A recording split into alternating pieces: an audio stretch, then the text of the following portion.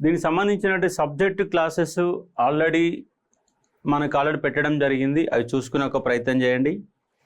ఇప్పుడు only question answer explanation అనే పద్ధతిలోనే నడుస్తుంది. దాంట్లో మిస్సింగ్ ఉన్నటువంటి విజయనగర సామ్రాజ్యం, భక్తిమత ఉద్యమం లాంటి క్లాసెస్ చెప్తాను. క్వశ్చన్ ఆన్సర్ చూడండి. ఆన్సర్ ఏంటి? ఆన్సర్ క్రింది వ్యాఖ్యానాలలో సరైన దాన్ని గుర్తించుము. ఇస్లాం క్యాలెండర్ క్రీస్తు శకం 622తో మొదలవుతుంది. ఖురాన్ అనే పవిత్ర గ్రంథాన్ని మహమ్మద్ ప్రవక్త సంకలనం చేశాడు. మహమ్మద్ ప్రవక్త వారసులు సుల్తాన్ పేరుతో పిలిచారు. ఖురాన్లోని భాగాలు సురలు. ఖురాన్లోని భాగాలు సురలు. ఓకే, అందరు కూడా సి ఆప్షన్ చెప్పారు. మరి సి రైటా కాదు ఒకసారి చూద్దాం. C is the right answer. మరి రైట్ అయితే ఎందుకు రైట్ అవుతుంది అన్నటువంటి కాన్సెప్ట్ని కనుక మీరు చూసే ప్రయత్నం చేస్తే, ఇస్లాం క్యాలెండర్ 622, దీన్నే మనం ఏమంటామంటే హిజ్రా శకంగా పిలుస్తాం. హిజ్రా శకంగా పిలుస్తాం. ఈయన మక్కా నుంచి మదీనాకు మహమ్మద్ ప్రవక్త వలసపోవడాన్ని ఏమంటామంటే హిజ్రా శకం అంటాం. ఆ హిజ్రా శకంతో 622తో మనకు హిజ్రా శకం అనేది మొదలవుతుంది. అదే ఇండియన్ క్యాలెండర్ అనేది క్రీస్తు శకం 78తో ప్రారంభమవుతున్నట్టుగా, శక సంవత్సరంతో ప్రారంభమవుతుండగా చెప్పబడుతున్న అంశాన్ని ఇక్కడ అర్థం చేసుకోవచ్చు. కాబట్టి ఇస్లాం క్యాలెండర్ 622తో మొదలవుతుంది. మక్కా నుంచి మదీనాకు ప్రవాసం పోయాడు. ఎందుకంటే మహమ్మద్ ప్రవక్త ప్రజల్ని చైతన్యవంతం చేస్తున్నాడని ఆయన పైన దాడి జరిగింది. ఆ దాడి కారణంగా మక్కాను వదిలిపెట్టి మదీనాకు వలసపోయాడు. మళ్ళీ మదీనాను జయించిన తర్వాత మళ్ళీ మక్కా పైన దాడి చేసి ఆయన ఒక సామ్రాజ్యాన్ని ఏర్పాటు చేశాడు. అంటే మహమ్మద్ ప్రవక్త నాట్ ఓన్లీ ఒక మత పెద్దే కాదు, ఇస్లాం అనే దేశవ్యాప్త ఉద్యమాన్ని, ఇస్లామిక్ అనే కంట్రీస్ని, అంటే ఇక్కడ రెండు అంశాలు, ఒకటి మతము, రెండవది ఏంటిది ఇస్లాం అనే సామ్రాజ్యాన్ని, రెండింటిని కూడా ఏర్పాటు చేసినటువంటి వ్యక్తి ఎవరంటే మహమ్మద్ ప్రవక్త. అంశాన్ని అర్థం చేసుకునే ప్రయత్నం చేయవచ్చు. అలాగే రెండవది ఖురాన్ అనే పవిత్ర గ్రంథాన్ని మహమ్మద్ ప్రవక్త సంకలనం చేశాడు. మహమ్మద్ ప్రవక్త సంకలనం చేయలేదండి. మహమ్మద్ ప్రవక్త కేవలం మతాన్ని మాత్రం ఏర్పాటు చేశాడు. మరి ఈయన ఎవరు రాశారు అంటే జయత్నే సాబేద్ అనేటటువంటి వ్యక్తి, యొక్క ఇది ఖురాన్ అనే పవిత్ర గ్రంథాన్ని రాశాడు. అబూబాకర్, మొట్టమొదటి యొక్క ఖలీఫా అయినటువంటి అబూబాకర్ యొక్క సలహాలు సూచనలు తీసుకొని జయత్నే సాబేద్ అనే వ్యక్తి ఖురాన్ అనే మత గ్రంథాన్ని రాసిన అంశాన్ని అర్థం చేసుకోవచ్చు. ఖురాన్ అంటే ఏంటంటే సిస్టమ్. ఖురాన్ అంటే ఏంటంటే ఒక సిస్టమ్గా చెప్పబడుతున్నాం. ఖురా అనే పదం అరబ్బీ భాషా పదంకి వెళ్ళి వచ్చింది. అరబ్బీ భాషా పదం ఖురా అంటే చదవడం. ఇది అరబ్బీ భాషా పదం ఖురా. ఆ ఖురా అనే పదంకి వెళ్ళి ఖురాన్ అనే పదం వచ్చిన అంశానికి అర్థం చేసుకునే ఒక ప్రయత్నం చేయవచ్చు. మరి మహమ్మద్ ప్రవక్త వారసులు ఏమని పిలిచారు అంటే సుల్తానా, రాజ్యాన్ని పరిపాలించిన రాజు పేరు సుల్తాన్. మరి మహమ్మద్ ప్రవక్త వారసులను ఏమని పిలిచారు అంటే ఖలీఫాలు అని పిలిచారు. ఏమని పిలిచారు? ఖలీఫాలు అని పిలిచారు. మహమ్మద్ వారసు సుల్తాను కాదు, ఖలీఫాలను పిలిచిన అంశంగా అర్థం చేసుకోవచ్చు.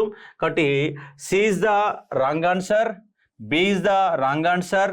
ఖురాన్లోని భాగాలు ఎన్నంటే 114 సూరలు ఉంటాయి. ఎన్ని ఉంటాయి? 114 సూరలు ఉంటాయి. కాబట్టి ఆ ఖురాన్లోని భాగాలు స్వరలు అంటాం. మనకు మహాభారతంలోని భాగాలని పర్వాలు అంటాం. రామాయణంలోని భాగాలని ఖండాలు అంటాం. ఖండాలు అంటాం. అలాగే భగవద్గీతలో ఏముంటాయి అంటే శ్లోకాలు ఉంటాయి. భగవద్గీతలో శ్లోకాలు ఉంటాయి కాబట్టి అర్థం చేసుకోవచ్చు. భగవద్గీతలో శ్లోకాలు ఉంటే అంశాన్ని గుర్తుపెట్టుకుని ప్రయత్నం చేయవచ్చు. ఇక్కడ పర్వాలు, ఖండాలు, శ్లోకాలు, సురలు. ఎన్ని సురలు ఉన్నాయంటే 114 సురలు ఉన్నాయి. జయత్నే సాబేద్ అనే వ్యక్తి ఖురా అనే మత గ్రంథాన్ని రాసిండు. ఖురా అనేది ఒక అరబ్బీ భాషా పదం. ఖురా అంటే చదవడు అని అర్థం. కాబట్టి ఇది ఖురాన్ అనే కాన్సెప్ట్ నేపథ్యంలో మీరు అవగాహన చేసుకునే ఒక ప్రయత్నం చేయవచ్చు. ఇది ఉన్నటువంటి అంశం. ఫస్ట్ ఎక్స్ప్లెయిన్ చేసి ఇక్కడ తగ్గిపోతున్నది కాబట్టి ఈ విధంగా చూసుకునే ఒక ప్రయత్నం చేయవచ్చు. నెక్స్ట్ చూడండి, ఇక్కడ ఈ క్రింది వాటిని ఈ క్రింది వాటిని వరుస క్రమంలో క్రింది వారిని వరుస క్రమంలో అమర్చండి. వరుస క్రమంలో అమర్చండి. క్రింది వారిని వరుస క్రమంలో అమర్చండి. అబూబకర్, ఉస్మాన్, అలీ, ఉమర్. ఈ నలుగురు ఎవరు అసలు? అబూబకర్, ఉమర్, ఉస్మాన్, అలీ, ఉమర్ నలుగురు ఉన్నారు. వీటిని వరుస క్రమం, వీళ్ళు ఖలీఫాలు. ఓకే, మరి ఆ ఖలీఫాలని వరుస క్రమంలో అమర్చండి. అబూబకర్, ఉస్మాన్, అలీ, ఉమర్ అనే నలుగురు ఖలీఫాలని వరుస క్రమంలో అమర్చే ఒక ప్రయత్నం చేయండి. ఏడిఈసి. సి ఉమర్ మామ. ఇలా ఉమర్ మామ అయితే ఎవరెవరు ఏందో చెప్పండి. డి ఒకసారి చూద్దాం. ఒకటి అబూబకర్, 2 ఉమర్, 3 ఉస్మాన్, 4 అలీ. 1, 3, 2. 1 అంటే ఇక్కడ ఏమొస్తుంది? ఏసిడిబి. ఏసిడిబి ఆన్సర్ ఏముంది? అంతేనా? అబూబకర్, ఉమర్, ఉస్మాన్, అలీ. కరెక్టేనా? తేడా చెప్పాను కరెక్ట్గా? అబూబకర్, ఉమర్, ఉస్మాన్, అలీ కరెక్టే చెప్పాను. ఏడిబిసినా? ఓకే, నేను రాయడం తప్పు రాశాను. 1 అంటే A D B C. Okay, A D B C. C is the answer. ఇక్కడ చూడండి, అబూబకర్ ఏమో మేనమామ, అలీ అనేవాడే కూతురు యొక్క భర్త, అల్లుడు, పిల్లనిచ్చిన అల్లుడు. అలాగే అబూబకర్ యొక్క కుమారుడు ఎవరు అంటే ఉమర్ యొక్క కుమారుడు ఉస్మాన్. అయితే ఇక్కడ అంతర్గత సంఘర్షణ జరిగి అల్లుడు అలీ అనే వ్యక్తి 4వ వ్యక్తిగా ఆయన ఖలీఫాగా వచ్చాడు. ఇక్కడ జరిగినటువంటి సంఘర్షణ మనకు ఒక యుద్ధం మాదిరిగా మారిన సందర్భాన్ని ఇక్కడ అర్థం చేసుకునే ఒక ప్రయత్నం చేయవచ్చు. అలీ 4వ వ్యక్తి అలీగా గుర్తుపెట్టుకోండి. ఏడిబిసి. ఇది వరుస క్రమాన్ని కొంచెం ఇలాంటి చాలా అంశాలు అక్కడెక్కడ వస్తూ ఉంటాయి, జాగ్రత్త పడండి. ఎక్కడైతే సబ్జెక్టు వరుస క్రమంలో పెట్టాలనే కాన్సెప్ట్, రాజుల వరుస క్రమం, కవుల వరుస క్రమం. కాబట్టి ఇక్కడ అంశం ఏంటంటే క్రోనాలజీ అనేది ఇక్కడ దాగి ఉన్నటువంటి అంశంగా గుర్తుపెట్టుకునే ఒక ప్రయత్నం చేయవచ్చు. కాబట్టి మేనమామ, అల్లుడు, ఇది ఉన్నటువంటి అంశం ఏడిబిసి. బేసిక్స్ కొత్తగా మరీ డెప్త్ క్వశ్చన్ ఏం కాదు. ఇది చూడండి. ఈ క్రింది వ్యాఖ్యానాల్లో సరైన దానిని గుర్తించుము. క్రీశకం 712లో భారతదేశంపై అరబ్బుల దండయాత్ర మహమ్మద్ బిన్ కాసిం ఆధ్వర్యంలో జరిగింది. భారత్పై అరబ్బుల దండయాత్ర కాలం నాటి ఖలీఫా వాలిద్. ఖలీఫా నివాస స్థలం టర్కీ. అరబ్బుల దండయాత్ర సమయంలో సింధు పాలకుడు దాహిర్. క్రీశకం 712లో భారతదేశంపై అరబ్బుల దండయాత్ర మహమ్మద్ బిన్ కాసిం ఆధ్వర్యంలో జరిగింది. భారత్పై అరబ్బుల దండయాత్ర కాలం నాటి ఖలీఫా వాలిద్. ఖలీఫా నివాస స్థలం టర్కీ. అరబ్బుల దండయాత్ర సమయంలో సింధు పాలకుడు దాహిర్. ఒక అరబ్బుల మీద 9 క్వశ్చన్ ప్లాన్ చేశాను. 9 నాళ్ళ 36 పాయింట్లు, అంతకంటే ఇంకెక్కువే ఉండవు. కాబట్టి సరే చూడండి. సరే, అందరు కూడా డీనే సమాధానం చెప్తా ఉన్నారు. అయిపోయినాక బ్రీఫ్ ఇన్ఫర్మేషన్ ఇస్తాను. మొత్తంగా ఈ క్వశ్చన్లు అయిపోయాక బ్రీఫ్ ఇన్ఫర్మేషన్ ఇస్తాను. ఓకే, ఇక్కడ మనకు దండయాత్రలు అనేవి ఏమేమి ఉన్నాయి? 1 అరబ్బుల దండయాత్ర.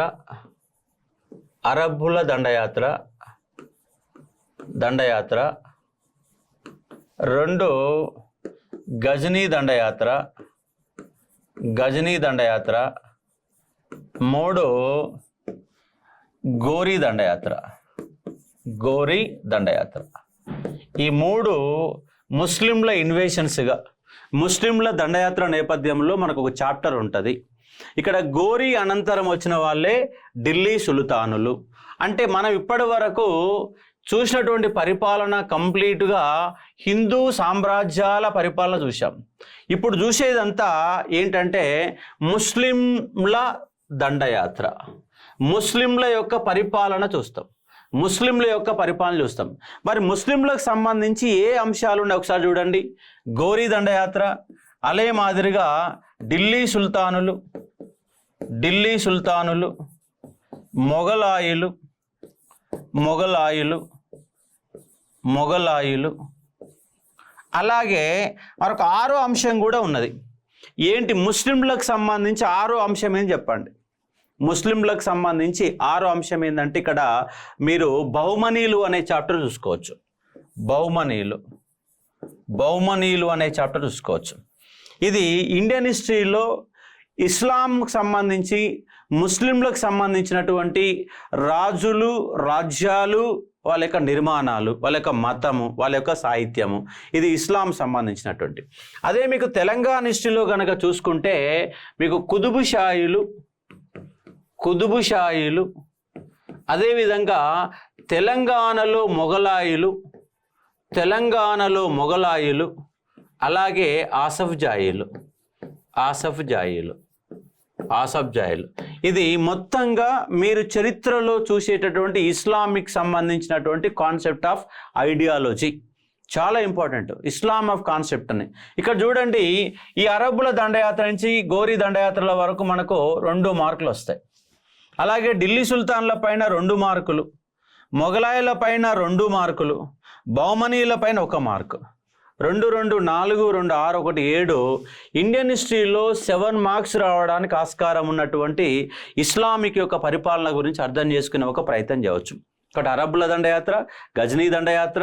ఈయన 1000 నుంచి 27 వరకు, ఈయన 1175 నుంచి 1206 వరకు ఇతను కనిపిస్తుంది. అరబ్బుల దండయాత్ర అంటే 712లో మహమ్మద్ బిన్ కాసిం యొక్క దండయాత్రగా మనం చూస్తాం. అలాగే 1206 నుంచి ఎప్పటి వరకు 1526 వరకు, 1526 నుంచి 1857 సిపాయిల తిరుగుబాటు వరకు మొఘలాయుల కాన్సెప్ట్ అనేది మనకు కనబడతాయి. అలాగే వీళ్ళు 1347 నుంచి ఎక్కడి వరకు 1527 వరకు, 1527 వరకు బహుమనీల యొక్క పరిపాలన జరుగుతాయి. అలాగే కుతుబుషాలు కనుక చూస్తే 1512 నుంచి 1687 వరకు, మొఘల్స్ 1687 నుంచి 1724 వరకు, అలాగే అసఫ్జాయిలు 1724 నుంచి 1948 వరకు. ముస్లింలకు సంబంధించి ప్రతిది కూడా డేట్స్ బాగా ఇంపార్టెంట్. ఎందుకంటే ఆల్రెడీ మనం డేట్లోకి ఎంటర్ అయిపోయినాం. ఏన్షియంట్ ఇండియన్ హిస్టరీలో తేదీలు రావు, కానీ ఇక్కడ తేదీలు వస్తాయి. ఈ 712 అనే సంవత్సరం నెంబర్ ఆఫ్ టైమ్స్ అడిగినటువంటి సందర్భం. గతంలో క్వశ్చన్ అడిగారు, మొఘలాయులు భారతదేశంలో ఎన్ని సంవత్సరాలు పరిపాలన చేశారని క్వశ్చన్ అడిగారు. 37 సంవత్సరాలు మొఘల్స్ పరిపాలన చేశారు. కాబట్టి మీడివల్ నుంచి మధ్యయుగ భారతదేశ చరిత్ర నుంచి మీరు కంపల్సరీగా ఏం చేయాలంటే తేదీల పైన ఫోకస్ పెట్టాలి. తేదీలు ఏం లేవు, 1-2 సార్లు బలంగా కాన్సన్ట్రేషన్ చేస్తే ప్రతిది కూడా గుర్తుంటాయి. పెద్ద గుర్తుండనే పాయింట్ ఏముండదు. ఒకటి హిస్టరీ అంటేనే మనకు తేదీలు, తేదీల పట్టికనే చరిత్ర. ఎందుకంటే 10% ఆఫ్ మార్కులు 10 మార్కులు, 10% మార్కులు, 10 మార్కులు 10% మార్కులు. మీరు కావాలంటే రేపు చూడండి, మొత్తం తేదీల ఆధారంగా తెలంగాణ ఉద్యమంలో కేవలం తేదీలను బేస్ చేసుకొని 15 మార్కులు వస్తాయి. ఎందుకంటే 150 మార్కులు 15 పక్క. తెలంగాణ చరిత్రలో 4 మార్కులు వస్తాయి. భారతదేశ చరిత్రలో కూడా కంపల్సరీ 4 మార్కులు వస్తాయి. అంటే మ్యాక్సిమం 23 నుంచి 25 మార్కులు ఒక తేదీల పైన. తేదీలు అంటే ఏంది? డైరెక్ట్గా డేట్ అడగవచ్చు. రెండవది జతపరచండి అనే క్వశ్చన్ రావచ్చు. మూడోది వరుస క్రమంలో అమర్చమని క్వశ్చన్ అడగవచ్చు. వరుస క్రమంలో అమర్చండి, వరుస క్రమంలో అమర్చండి. డైరెక్ట్గా తేదీ అడుగుతారు. తల్లికోట యుద్ధం ఎప్పుడు జరిగింది, లేదా 4 యుద్ధాలు 4 సంవత్సరాలు జతపరచమంటారు, లేదా 4 రాజులు 4 తేదీలు ఇచ్చి జతపరచమంటారు. కానీ జతపరచమనే క్వశ్చన్లో తేదీలు అడగవచ్చు, డైరెక్ట్గా కాలం అడగవచ్చు. వరుస క్రమం అంటే కంపల్సరీ డేట్ అన్నట్టే. వరుస క్రమం అనే పదం వచ్చిందంటే ఆ తేదీ మీద ఆధారపడే. కాబట్టి తేదీల ఆధారంగా మీకు ఎన్ని రకాల క్వశ్చన్లు వస్తున్నాయి అంటే 3 రకాల క్వశ్చన్లు వస్తున్నాయి. 25 మార్కులు ఒక తేదీల ఆధారంగా వస్తాయి. కాబట్టి మనం ఆల్రెడీ మీకు మనం తెలంగాణ మూమెంట్ బుక్ ఇచ్చినాం. మూమెంట్ బుక్లో తేదీలకు సంబంధించి ఒక 6-7 పేజీలు సపరేట్ ఇచ్చాను. తెలంగాణలో ఒక పేజీ ఇచ్చాను. తెలంగాణలో ఒక పేజీ ఉంటుంది, మూమెంట్లో ఒక 6 పేజీలు ఉంటాయి. 7 పేజీలు కనుక చూస్తే మీకు కంపల్సరీ 20 మార్కులు వస్తాయండి. మీరు ఒకటే నా తెలంగాణ ఉద్యమ చరిత్ర పుస్తకాన్ని మొదటి 100 పేజీలు చూడండి. మొదటి 100 పేజీ చూస్తే 100 పేజీలకు రేపు 100 మార్కులు వస్తాయి. 100 పేజీలు ఫస్ట్ స్టార్టింగ్లో ఉన్న 100 పేజీలు బలంగా చదవండి, మీకు 100 మార్కులు వస్తాయి. ఎందుకంటే ఆ 100 పేజీలలో 30 పేజీల నుంచి 30 పేజీల వరకు ఏమున్నదంటే తెలంగాణ హిస్టరీ ఉన్నది. తెలంగాణ హిస్టరీ ఉంది. కాబట్టి తెలంగాణ హిస్టరీ మూమెంట్ 2 కలిపి మనకు 180 మార్కుల నుంచి 190 మార్కుల వరకు మనకు ఆ తెలంగాణ ఇండియన్ హిస్టరీ మార్కులు వస్తే ఆ 180 190కి వెళ్ళి ఫస్ట్ 100 పేజీలు ఒక 10 సార్లు చదవండి. 10 సార్లు చదవండి, నీకు నియర్ బై 100 మార్క్స్ రావడానికి అవకాశాలు ఎక్కువ ఉంటాయి. ఇక్కడ జాగ్రత్త పడండి. ఏం లేదండి, చరిత్ర పైన మీరు ఫోకస్ పెడితే 250 మార్కులు నీకు ఎక్కడ స్కోరింగ్ రాదు. అక్కడనైనా కన్ఫ్యూజ్ అవుతారు. కన్ఫ్యూజ్ కాకుండా బలంగా చదివితే, కాన్సన్ట్రేషన్ చేస్తే మనకు 250 మార్కులలో 230 వరకు లాక్క రావచ్చు. మ్యాక్సిమం 220 మార్క్స్ వరకు రావచ్చు. అట్లీస్ట్ 200 పైన మార్కులు మనకు వస్తాయి. కాబట్టి మీకు ఉద్యోగం రావాలంటే చరిత్రలో మీకు రావాల్సిన మార్కులు 220 మార్కుల వరకు మీరు సంపాదించాలా. 220 మార్క్స్ వరకు. చరిత్రనే ఈజీ, కాకపోతే కాన్సన్ట్రేషన్ చేయాలా, దాన్ని ఒక లయబద్ధంగా చదవాలా, ఇంట్రెస్ట్గా చదవాలా, చదివితే కంపల్సరీ వస్తుంది. కాబట్టి మీకు అట్లీస్ట్ నా క్లాసులు కనుక మీరు సీరియస్గా చదివి 200 మార్కులు కనుక మీరు తక్కువ తెచ్చుకుంటే మీరు కాన్సన్ట్రేషన్ లేదన్నట్టు అర్థం. 200 మార్కులు నా క్లాసులకి వెళ్ళి కంపల్సరీ వస్తుంది. చూడండి, మీరు కావాలంటే మార్కులు చూడండి. ఇప్పటి వరకు తెలంగాణ ఉద్యమంలో 90% మార్క్స్ నా నోట్స్లోకి వెళ్ళి వస్తాయి. నా క్లాస్ రూమ్లోకి వెళ్ళి 90% ఇప్పటిదాకానైతే వచ్చినాయి. మరి ముందు వస్తాయో తెలియదు, కానీ ఇప్పటిదాకానైతే వచ్చినాయి. ఎందుకు వస్తున్నాయి అంటే అది నా గొప్పతనం కాదు, అది ప్రొఫెసర్ల యొక్క గొప్పతనం. ఎందుకంటే ఇవాళ తెలంగాణ రాష్ట్రంలో పేపర్లు తయారు చేసే ఏ ప్రొఫెసర్ కూడా తెలంగాణ ఉద్యమం పైన గ్రిప్పు లేదు. అది 100% వాస్తవం. ఎందుకంటే వాళ్ళకి ఇండియన్ హిస్టరీ అద్భుతమైన క్వశ్చన్లు ఇస్తారు, తెలంగాణ హిస్టరీ అద్భుతమైన క్వశ్చన్లు ఇస్తారు. మూమెంట్కి వస్తే వాళ్ళకే పనికిరాని బిట్లు ఇస్తూ ఉన్నారు. అందుకే తెలంగాణ మూమెంట్లో మీరు ఫస్ట్ చేయాల్సింది బిట్ బై బిట్ ఒక 2000 క్వశ్చన్లకు మీరు సమాధానం బట్టినట్టు చదవండి. అందరికంటే ఎక్కువ స్కోరింగ్ వస్తుంది. ఎందుకంటే మీకు తెలిసిన క్వశ్చన్లే 150 మార్కులలో 10 మార్కులు కోల్పోతూ ఉన్నారు. ఆ 10 మార్కులు కోల్పోకుండా గనక మీరు మూమెంట్లో గనక సరిగ్గా జాగ్రత్త పడితే హైయెస్ట్ స్కోర్ మూమెంట్లో వస్తుంది. కాబట్టి తెలంగాణ మూమెంట్ ఇప్పటిదాకా మరీ డెప్త్ క్వశ్చన్లు ఎప్పుడు రాలేదు. ఎందుకు రాలేదంటే ఏ ప్రొఫెసర్కి కూడా పేపర్ తయారు చేసే ప్రొఫెసర్లకు మూమెంట్ పైన గ్రిప్పు లేదు సబ్జెక్టు. ఇప్పుడు నాకు ఎందుకంటే నేను 100 బ్యాచ్లు పైగా చెప్పినాను, అదే పనిలో ఉన్నా. ఉద్యమం పైన రీసెర్చ్ PhD అడ్మిషన్ వేసుకున్నాను. దానివల్ల ఎన్నో పుస్తకాలు సేకరించాను. నా దగ్గర ఉన్నటువంటి ఉద్యమ చరిత్ర సంబంధించిన పుస్తకాలు ఏ ప్రొఫెసర్ దగ్గర, ఏ లైబ్రరీ దగ్గర ఉండవు. నీకు నాది గ్యారెంటీ అది. ఎందుకంటే 69 ఉద్యమ చరిత్ర సంబంధించినటువంటి పేపర్ కటింగ్స్ మొత్తం నా దగ్గర ఉంటాయి. 69 మూమెంట్ పేపర్ కటింగ్స్ ఉన్నాయి. 69 ఉద్యమానికి సంబంధించిన వ్యాసాలు నా దగ్గర ఉన్నాయి. ఎన్నో జాగ్రత్త పడ్డాను. ఎందుకంటే ఒక PhD అడ్మిషన్ కోసం వేసినప్పుడు ఎన్నో పుస్తకాలు తెచ్చుకున్నాను. కాబట్టి ఇంతకు మించి పెద్దగా ఏం అడగరు. దాదాపు నా మీద ఆధారపడండి. ఎక్కువ ఏవో పుస్తకాలు చేసి మొత్తంగా మీరు ఆ చరిత్రను మొత్తం వెలికి తీసే ప్రయత్నం చేయవద్దని నేను చెప్తా ఉన్నాను. క్వశ్చన్ ఇది చూడండి, ఆన్సర్ ఏంటి ఆల్రెడీ చెప్పారు కాబట్టి ఏంటిది మళ్ళీ ఒకసారి చూడండి. క్రీస్తు శకం 712లో భారతదేశంపై అరబ్బుల దండయాత్ర మహమ్మద్ బిన్ కాసిం ఆధ్వర్యంలో జరిగింది. రైట్ అంటే రైట్. మహమ్మద్ బిన్ కాసిం భారతదేశం పైన మొట్టమొదటిసారిగా విజయం సాధించినటువంటి ఒక ముస్లిం ఎవరంటే మహమ్మద్ బిన్ కాసిం. దీంట్లో అన్ని క్వశ్చన్లు చూసిన తర్వాత ఈయన గురించి ఒక బేసిక్స్ ఒక 2-3 పాయింట్లు మళ్ళీ చూస్తాను. భారత్పై అరబ్బుల దండయాత్ర కాలం నాటి ఖలీఫా వాలిద్ రైట్ ఆన్సర్. ఖలీఫా వాలిద్ అనేవాడు 712లో. ఎందుకంటే ఈ ఖలీఫా అనే వ్యక్తి మహమ్మద్ ప్రవక్త తర్వాత ముఖ్యమైన అధినేత. ఆ ఖలీఫా యొక్క నివాస స్థలం ఎక్కడంటే టర్కీ. ఎందుకంటే అందుకే మనకు ఎప్పుడు 1919లో ఖిలాఫత్ ఉద్యమం వచ్చింది. ఈ ఖిలాఫత్ ఉద్యమం రావడానికి గల కారణం ఏంటంటే టర్కీలో ఉన్నటువంటి ఖలీఫా పదవిని బ్రిటిష్ వాళ్ళు రద్దు చేశారు. అంటే ఖలీఫా పదవి ఎప్పుడు ఏర్పడింది? 632 సంవత్సరంలో, క్రీస్తు శకం 632 సంవత్సరంలో మహమ్మద్ ప్రవక్త మరణించిన తర్వాత ఖలీఫా పదవి అనేది ఆవిర్భవించింది. అబూబకర్ అంటే ఒక మొట్టమొదటి ఖలీఫా ఎవరో కాదు, మహమ్మద్ ప్రవక్త యొక్క మేనమామ ఆ మేనమామ అబూబకర్ ఖలీఫా, మొట్టమొదటి ఖలీఫా.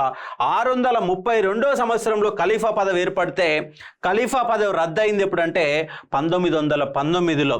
అలాగే ముస్తఫా కెమల్ పాషా అధికారంలోకి వచ్చిన తర్వాత ముస్తఫా కెమల్ పాషా అంటే ఎక్కడో ప్రాచీనంలో మతంలో నియమాలు కండిషన్లు పెట్టి అధునాతనని కోల్పోతున్నామని చెప్పేసి ఖలీఫా పదవిని రద్దు చేసిన వ్యక్తి అంటే ముస్తఫా కెమల్ పాషా. వీళ్ళు బ్రిటిష్ వాళ్ళు రద్దు చేసినటువంటి పదవిని పునరుద్ధరించే ప్రయత్నం చేసినట్టే చేయలేదు, ఆయన కూడా రద్దు చేశాడు. దాంతో ఖలీఫా పదవి అయిపోయింది. ఇక్కడ 632 నుంచి 1919 వరకు ముస్లింలకు అధినేతగా ఉన్నటువంటి దేశం టర్కీ దేశం. ముస్లింలకు అధినేతగా ఉన్నటువంటి పదవి ఖలీఫా పదవి. కాబట్టి ఖలీఫా మహమ్మద్ ప్రవక్తకు అనుచరులను ఏమంటామంటే ఖలీఫాలు అంటారు. మహమ్మద్ ప్రవక్త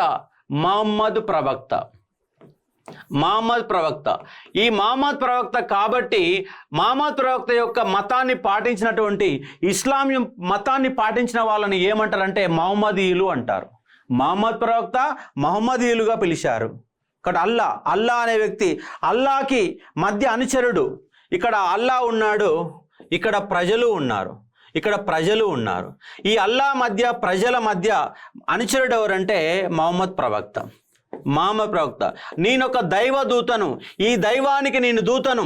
కాబట్టి ప్రజల మధ్య ఒక దూతగా ఉన్నటువంటి వ్యక్తి ఎవరంటే మహమ్మద్ ప్రవక్త. కాబట్టి వీళ్ళంతా పూజించేసి అల్లాను పూజిస్తారు, మహమ్మద్ ప్రవక్తను పూజిస్తారు. మహమ్మద్ ప్రవక్త జన్మస్థలం మక్కా కాబట్టి ఒక పవిత్రమైన స్థలంగా ఉన్న అంశాన్ని ఇక్కడ మీరు అర్థం చేసుకునే ఒక ప్రయత్నం చేయవచ్చు. కాబట్టి ఇస్లామిక్ గురించి చదువుతూ ఉంటుంది, మంచిగా అనిపిస్తూ ఉంటుంది. ఢిల్లీ సుల్తాన్లు కానీ మొఘలాయలు కానీ ఇంట్రెస్టెడ్గా అనిపిస్తుంటుంది. అక్కడ కొన్ని అంశాలు పొలిటికల్ హిస్టరీ మంచిగా అనిపిస్తాయి కాబట్టి అర్థం చేసుకునే ఒక ప్రయత్నం చేయవచ్చు. ఖలీఫా నివాస స్థలం టర్కీ. ఆ టర్కీ యొక్క పదవిని తొలగించిన కారణంగానే ఖిలాఫత్ ఉద్యమం 1919లో మనకు భారతదేశంలో టర్కీ పదవిని ఖలీఫా పదవిని పునరుద్ధరించాలని చేసిన ఒక ఉద్యమాన్ని ఖిలాఫత్ ఉద్యమంగా పిలిచారు కాబట్టి అర్థం చేసుకోవచ్చు. అరబ్బుల దండయాత్ర సమయంలో సింధు పాలకుడు ఎవరంటే దాయిరు. ఈ దాయిరుతోని మహమ్మద్ బిన్ కాసిం మధ్య జరిగిన యుద్ధమే. కాబట్టి దాయిర్ అనే వ్యక్తి ఉన్న అంశాన్ని ఎగ్జామ్ పాయింట్లో అర్థం చేసుకోవచ్చు. ఇట్లా క్వశ్చన్ ఆన్సర్ ఎక్స్ప్లెనేషన్ మంచిగా వస్తాయండి. ముందుగా చెప్పిన తర్వాత క్వశ్చన్ ఆన్సర్ ఎక్స్ప్లెనేషన్ ఏం మిగలదు. కాబట్టి ఇక్కడ మీకు ముందుగాల ఆ మార్నింగ్ వీడియోస్ వినండి, మధ్యాహ్నం మళ్ళీ క్లాస్ వినండి, మీకు హిస్టరీ పైన సబ్జెక్ట్ మీద గ్రిప్ వస్తుంది. కాబట్టి కొంత జాగ్రత్త పడండి. టైం కూడా ఇంకా చాలా ఎక్కువనే ఉంది. చాలామంది ఏంటంటే టైం అయిపోయింది అనుకుంటారు, ఏం అయిపోలే, బ్రహ్మాండమైన టైం దొరికింది. నిజంగా మీరు కష్టపడితే కంపల్సరీ వస్తుంది కాబట్టి అర్థం చేసుకోండి. ఎగ్జామ్ నా క్లాసెస్ అయిపోయే వరకు వస్తాయి, మీకు క్లాస్ మొత్తం కూడా చెప్పేస్తాను అయిపోతుంది. మళ్ళీ చూడాల్సిన పని ఏం లేదు, ఇప్పుడే జాగ్రత్త చూడండి. ఇక్కడ ఈ క్రింది వ్యాఖ్యానాల్లో సరైన దాన్ని గుర్తించము. రోర్ యుద్ధానికి ప్రధాన కారణం శ్రీలంక రాజు ఇరాన్ గవర్నర్కి కానుకలు పంపడం, అవి సింధు ఓడరేవు వద్ద దొంగతనానికి గురి కావడం అన్న అంశంగా రోర్ యుద్ధం ఎందుకు వచ్చింది అన్నట్టు ఇది ఒక కాన్సెప్ట్. మహమ్మద్ బిన్ కాసిం చేత బంగారు నగరంగా పిలువబడిన నగరం ముల్తాన్. మహమ్మద్ బిన్ కాసిం చేత బంగారు నగరంగా పిలువబడినది ముల్తాన్. అలాగే అరబ్బుల దండయాత్ర ఫలితాలు లేని ఘన విజయం అని పేర్కొన్నది ఎవరంటే లేన్పోల్. మహమ్మద్ బిన్ కాసిం అనంతరం వాయువ్య భారతదేశంలో అరబ్బుల పరిపాలన కొనసాగింది. What is answer? రోర్ యుద్ధం, ముల్తాన్ అనే బంగారు నగరం, లేన్పూల్ ఫలితాలని ఘన విజయం అంటున్నాడు. మహమ్మద్ బిన్ కాసిం అనంతరం వాయువ్య భారతదేశంలో అరబ్బుల పరిపాలన కొనసాగింది. What is the answer? 45 members ఉంటే 4 ఆన్సర్ ఇచ్చారు ఇప్పటికి. మిగతా వాళ్ళు ఎందుకు ఇవ్వడం లేదంటే నెగ్లిజెన్స్. మీరు బుక్ బట్టి చదివే ప్రయత్నం చేయట్లేరు, ఏదో అనామకంగా వచ్చి ఆ లైవ్లో కూర్చుంటారు అంతే తప్ప సబ్జెక్టు పైన దృష్టి పెడతలేరు, మీరు కాన్సన్ట్రేషన్ చేస్తలేరు. కాన్సన్ట్రేషన్ చేసి ఇట్లా క్వశ్చన్ పెట్టిరంటే అట్లా 10 మంది ఇట్లా విత్ ఇన్ ద సెకండ్లలో ఆన్సర్ చెప్పే విధంగా కావాలంటే మీరు కష్టపడాలి. కష్టపడకపోతే ఏది కాదు. ఒకటండి, ఒక యుద్ధం అండి ఇది, ఒక యుద్ధం. మన బార్డర్లో, ఇండియా పాకిస్తాన్ బార్డర్లో ఏ విధంగా అయితే మనం యుద్ధం చేస్తామో అదే విధంగా సబ్జెక్టు పైన యుద్ధం చేయకపోతే జీవితంలో నిలబడలేము, ఆగమైపోతాం. యుద్ధం చేయాల్సిందే. సబ్జెక్టు పైన యుద్ధం చేస్తేనే మీరు లైఫ్లో ఉంటారు. లైఫ్ అంటే ఉద్యోగం రాకపోతే మనకు అంతకంటే కూడా గొప్ప జీవితాలు ఉండనేం కాదు, ఉద్యోగమే జీవితం ఏమీ కాదు. కాకపోతే ప్రశాంతత, టెన్షన్ లేకుండా గౌరవంగా బతకాలనుకునే వాళ్ళు, ఎలాంటి టెన్షన్ లేదు, ప్రశాంతంగా నా జీవితం ఇంతవరకు చాలు, లేదు జనం మధ్యలో ఉండాలా, ఏదో పోరాటం చేయాలా, ఏదో సాధించాలా అని ఉంటే గవర్నమెంట్ ఉద్యోగం దాని పనికిరాదు. ఏదో సాధించడం, ఉద్యోగం సాధించడం గొప్ప విషయం ఏం కాదు. ఉద్యోగం కంటే కూడా బయట ఉండి ఎక్కువ సాధించే అంశాలు ఎక్కువగా ఉంటాయి. ఇవాళ నేను గవర్నమెంట్ ఉద్యోగం చేసి ఉంటే నేను అనామకమైన ఒక టీచర్గానో ఒక లెక్చరర్గా ఉండేవాడిని. కానీ నేను ఆ ఉద్యోగం చేయలేదు కాబట్టి వాళ్ళ జనం మధ్య తిరగలుగుతున్నాను. ఉద్యోగం ఉంటే ఏం మాట్లాడలేం, ఏం చేయలేం, దేని లెక్క దానికే ఉంటుంది. కాబట్టి మీరు ప్రశాంతమైన జీవితం కోలుకునే వాళ్ళు, మీరు ఒక యుద్ధం, ఇప్పుడు ఈ 3 నెలల యుద్ధం కనుక చేస్తే మీరు బయటపడడానికి అవకాశం ఎక్కువ ఉంది. ఆన్సర్ కొంత డి కూడా సమాధానం చెప్తా ఉన్నారు. చూడండి ఇక్కడ రోర్ యుద్ధం 712లో జరిగినటువంటి యుద్ధం మహమ్మద్ బిన్ కాసిం దాహిర్ మధ్య. 712 జూన్ 20వ తారీఖు నాడు దాహిర్ మధ్య, మహమ్మద్ బిన్ కాసిం మధ్య జరిగినటువంటి యుద్ధం. ఒక ముస్లిం పాలకుడికి ఒక హిందూ పాలకుడి మధ్య జరిగిన మొట్టమొదటి యుద్ధమే రోర్ యుద్ధంగా మనం పిలుస్తాం. ఈ రోర్ యుద్ధంలో శ్రీలంక రాజు ఇరాన్ గవర్నర్కి హాల్ హిజాజ్ అని పేరు, ఏం పేరు, గవర్నర్ పేరు హాల్ హిజాజ్ అనేవాడి కానికలు పంపిండు. ఆ కానికలు ఎక్కడ, సింధు ఓడరేవు వద్ద దొంగతనానికి గురి కావడం వల్లనే యుద్ధం జరిగిందా అంటే అవును. మహమ్మద్ బిన్ కాసింని హాల్ హిజాజ్ అనేవాడు పంపాడు. వాళ్ళు పంపించిన కారణంగానే యుద్ధం జరిగింది 712లో. A is the right answer? Mohammed bin Qasim చేత బంగారు నగరంగా పిలువబడిన నగరం ముల్తాన్. అంటే ముల్తానే బంగారు నగరంగా పిలువబడింది. ఎందుకంటే ఆ తర్వాత ముల్తాన్ పైన దాడి చేసిండు, ఎన్నో బంగారు వస్తువులు అన్ని దొరికినాయి ఎవరికంటే మహమ్మద్ బిన్ కాసిం, కాబట్టి ముల్తాన్ అనేది. అరబ్బుల దండయాత్ర ఫలితాలు లేని ఘన విజయం అని లేనిపూలు వ్యాఖ్యానించిండు. మహమ్మద్ బిన్ కాసిం అనంతరం వాయువ్య భారతదేశంలో అరబ్బుల పరిపాలన కొనసాగింది. అరబ్బుల పరిపాలన కొనసాగితే ఈ పై సెంటెన్స్ ఉండదండి. అరబ్బుల దండయాత్ర ఫలితాలు లేని ఘన విజయం అనే పాయింట్లోనే ఇది ఉన్నది. ఎందుకంటే అరబ్బుల యొక్క దండయాత్ర అనంతరం భారతదేశంలో వాళ్ళ పరిపాలన జరగలేదు. పరిపాలన జరిగి ఉంటే లేనిపూల్ అనేవాళ్ళు చెప్పేవాడా? ఫలితాలు లేని ఘన విజయం చెప్పేవాడంటే చెప్పేవాడు కాదు. కాబట్టి పైదానికి ఇది సరి అయిన వివరణ. ఏది? అరబ్బుల దండయాత్ర ఫలితాలు లేని ఘన విజయం చెప్పడానికి వివరణ ఏంటంటే మహమ్మద్ బిన్ కాసిం అనంతరం వాయువ్య భారత అరబ్బుల పరిపాలన కొనసాగిందంటే కొనసాగలేదు. ఇక్కడ కొనసాగలేదు. డి అనేది తప్పు. ఏబీసీ ఆన్సర్గా గుర్తుపెట్టుకోవచ్చు. ఇంకేముంది చెప్పండి? మహమ్మద్ బిన్ కాసిం గురించి మొత్తం వచ్చేసింది. మహమ్మద్ బిన్ కాసిం అనేవాడు రోరు యుద్ధం చేసిండు. మహమ్మద్ బిన్ కాసిం అనేవాడు ఎవరితో యుద్ధం చేసిండు? దాహిర్తో యుద్ధం చేసి దాహిర్ అనే పదం వచ్చింది. మహమ్మద్ బిన్ కాసిం ముల్తాన్ని బంగారు నగరం అన్నాడు.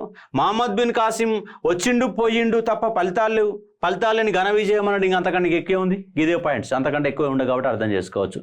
ఏ ఇస్ ద రాంగ్? ఎందుకు రాంగ్? ఏ రాంగ్ చెప్పండి? A is the right answer? A B C right, D తప్పు. అరబ్బుల పరిపాలన కొనసాగిందంటే కొనసాగలేదు అది. కాబట్టి ఇది D is the right answer. అర్థం చేసుకోండి. కొనసాగింది, అరబ్బుల పరిపాలన లేదు. వాయువ్య భారతదేశం అంటున్నాం. ఏమంటున్నాం? వాయువ్య భారతదేశం అంటున్నాం. కానీ ఆఫ్ఘనిస్తాన్ ఒకటి పోయింది. ఆఫ్ఘనిస్తాన్ పోవడం వేరు, ఇక్కడ వాయువ్య భారతదేశం వేరు. కాబట్టి అర్థం చేసుకునే ఒక ప్రయత్నం చేయవచ్చు. ఇది అంశంగా అర్థం చేసుకోవచ్చు. ఎక్కడమ్మా? సింధు వద్ద కాదు. ఒకసారి ఆన్సర్ చెప్పమ్మా. మమతాకు ఓకే చెప్పింది రాంగ్ అంటున్నాం, మీరు ఆన్సర్ చెప్పండి. దేబాలు ఓడరేవ్ అంటారా? ఓకే, ఓడరేవ్ పేరు దేబాలు, సింధు నదే కదా. ఓకే, సింధు ఓడరేవ్ అన్నారు ఇక్కడ. ఓకే, సింధు పక్కనే దాన్ని దేబాలు ఓడరేవ్ అన్న సింధు ఓడరేవ్ అన్న ఒకటే. దేబాలు ఓడరేవ్ అన్న సింధు ఓడరేవ్ అన్న ఒకటేనమ్మా. సింధు ఓడరేవ్ అన్న దాని పేరు దేబాలు ఓడరేవ్ అంటే కానీ సింధు ఓడరేవ్ అని పిలుస్తారు అక్కడ. ఓకేనా? లేదమ్మంటే పరిపాలన వెళ్ళిపోయింది, మొత్తంగా పరిపాలన వెళ్ళిపోయింది, ఎవరిది ఏం లేరు. పరిపాలనలో ఎవరు ఏం లేరు, పరిపాలన భారతదేశంలో భూగాలు వాళ్ళ పరిధిలో లేవు. కాకపోతే కొంత సాహిత్యపరంగా కొన్ని ప్రభావితం కనిపించినాయి, కానీ ఫలితాలు లేని ఘన విజయం అంటే అరబుల పరిపాలన కొనసాగలేదు ఎమ్మటే వాళ్ళు ఓడించి మళ్ళీ వెనక పంపించారు. ఈ క్రింది వ్యాఖ్యానాల్లో సరైన దాన్ని గుర్తించుము. గజనీ మొహమ్మద్ బిరుదులు యామిని ఉద్దౌలా, అమన్ ఉల్ మిల్లత్. యామిని ఉద్దౌలా, అమన్ ఉల్ మిల్లత్. గజనీ మొహమ్మద్కు బిరుదులు ప్రదానం చేసినటి ఖలీఫా ఆల్ కాదిర్ బిల్లా. గజనీ మొహమ్మద్ను పిసినారి చక్రవర్తి అని పేర్కొన్నది పిరదౌసి. భారతదేశంపై గజనీ మొహమ్మద్ దండయాత్రలు శీతాకాలంలో జరిగాయి. గజనీ మొహమ్మద్ బిరుదులు యామిని ఉద్దౌలా, అమీన్ ఉల్ మిల్. గజనీ మొహమ్మద్ 1000 నుంచి 1027 మధ్య 17 సార్ల దండయాత్రలు భారతదేశంపై దండయాత్ర చేసిన ఎవరంటే గజనీ మొహమ్మద్. ఆయనకు అప్పుడున్నటువంటి ఆల్ కాదిర్ బిల్లా అనేవాడు చక్రవర్తికి కుడి భుజము లేదా ఖలీఫాకు కుడి భుజం అనే ఒక బిరుదు. అలాగే అమీన్ ఉల్ మిల్లత్ ప్రపంచంలో గొప్పవాడన్న నేపథ్యంలో 2 బిరుదులు ఇచ్చారు. గజనీ మొహమ్మద్ బిరుదులు ఇచ్చిన నాటు ఆల్ కాదిర్ బిల్లా 2 కూడా రైట్. గజనీ మొహమ్మద్ని పిసినారి చక్రవర్తి అని పేర్కొన్నది అంటే పిరదౌసి. ఎవరు? పిరదౌసే పేర్కొన్నాడు. పిరదౌసి పేర్కొన్న అంశంగా అర్థం చేసుకోవచ్చు. ఈయన రాసిన గ్రంథం, పిరదౌసి రాసిన గ్రంథం షానామా అనే గ్రంథాన్ని రాసింది ఎవరంటే పిరదౌసి. ఆయన పిసినారి చక్రవర్తి అని పేర్కొన్నాడు. మరి జీతం ఇవ్వలేదో, మరి నాకు డబ్బులు ఇవ్వలేదో తెలియదు, కానీ పిసినారి చక్రవర్తి అని పేర్కొన్నాడు. భారతదేశం పైన గజనీ మొహమ్మద్ దండయాత్రలు శీతాకాలంలో జరిగాయి. శీతాకాలంలో జరగడానికి గల ప్రధాన కారణం ఏంటంటే భారతదేశంలో ఆ టైంలో గోధుమలు పండేవి. కాబట్టి గోధుమలు అనేవి పంట చేతికొచ్చే సమయంలో దండయాత్రలు చేశాడు. ఎందుకంటే గోధుమల పైన ఇన్కమ్ వస్తుంది కాబట్టి ఆ సమయంలో భారతీయుల వద్ద డబ్బులు ఉంటాయి కాబట్టి ఆ నేపథ్యంలో అప్పుడు శీతాకాలంలో దండయాత్ర జరిగిన అంశాన్ని అర్థం చేసుకోవచ్చు. కాబట్టి గజనీ మొహమ్మద్ యొక్క ప్రధాన ఉద్దేశం భారతదేశంలోని సిరి సంపదలు కొల్లగొట్టడం. ఈయన 2 అంశం అండి. ఒకటి, దేవాలయాల పైన దాడి చేశాడు, దానితో పాటు రాజ్యాలపై దాడి చేశాడు. ఈ రాజ్యాలపై దండయాత్ర చేసి డబ్బులు ఎత్తుకొని పోయిండు. దేవాలయాల్లో బంగారం కానీ దేవాలయాల్లో సంపద ఉంటే ఆయన ఎత్తుకొని పోయాడు. కాబట్టి శీతాకాలంలో జరిగిన, ఎందుకంటే భారతదేశంలో శీతాకాలంలో గోధుమ పంట పండడం, కాబట్టి సిరి సంపలే ప్రధాన దృష్టి. ఈయన రాజ్యాన్ని ఏర్పాటు చేయడం కానీ ఇస్లాం మతాన్ని ప్రచారం చేయడం కానీ కాదు. రాజ్యం ఏర్పాటు చేయడము కాదు. రెండోది ఇస్లాం యొక్క వ్యాప్తి కాదు. ఇస్లాం వ్యాప్తి చేయాలన్న ఉద్దేశం కాదు, రాజ్యం ఏర్పాటు చేయాలన్న ఉద్దేశం కాదు. ఏంటి? సంపద ప్రధాన ఉద్దేశంగా అర్థం చేసుకునే ఒక ప్రయత్నం చేయవచ్చు. అందుకే 17 సార్ల దండయాత్ర చేసిన వ్యక్తి ఎవరంటే గజనీ మొహమ్మద్. భారతదేశంలో 17 సార్ల దండయాత్రలు కొనసాగిన అంశంగా గుర్తుపెట్టుకునే ఒక ప్రయత్నం చేయవచ్చు. నెక్స్ట్, ఆల్ బెరూనికి సంబంధం కలిగినటువంటి గ్రంథాలు ఏంటి? ఆల్ బెరూనికి సంబంధం కలిగినటువంటి గ్రంథాలు ఏంటి? తారిఖీ హామిని, అదే మాదిరిగా కితాబుల్ హిందూ, తాజ్కి హిందూ, జవహార్ ఫిర్ జవహార్ అనే ఇక్కడ 4 గ్రంథాలు ఇచ్చిన. ఆ 4 గ్రంథాలు ఆల్ బెరూనికి సంబంధం కలిగినయా లేవా అనేటువంటి ఒక క్వశ్చన్ అడుగుతా ఉన్నారు. చెప్పండి. బి. ఓకే. ఎందుకంటే ఇక్కడ 4 గ్రంథాలు ఇస్తే తారిఖీ హామిని అనే గ్రంథాన్ని రాసింది ఎవరంటే ఉద్బి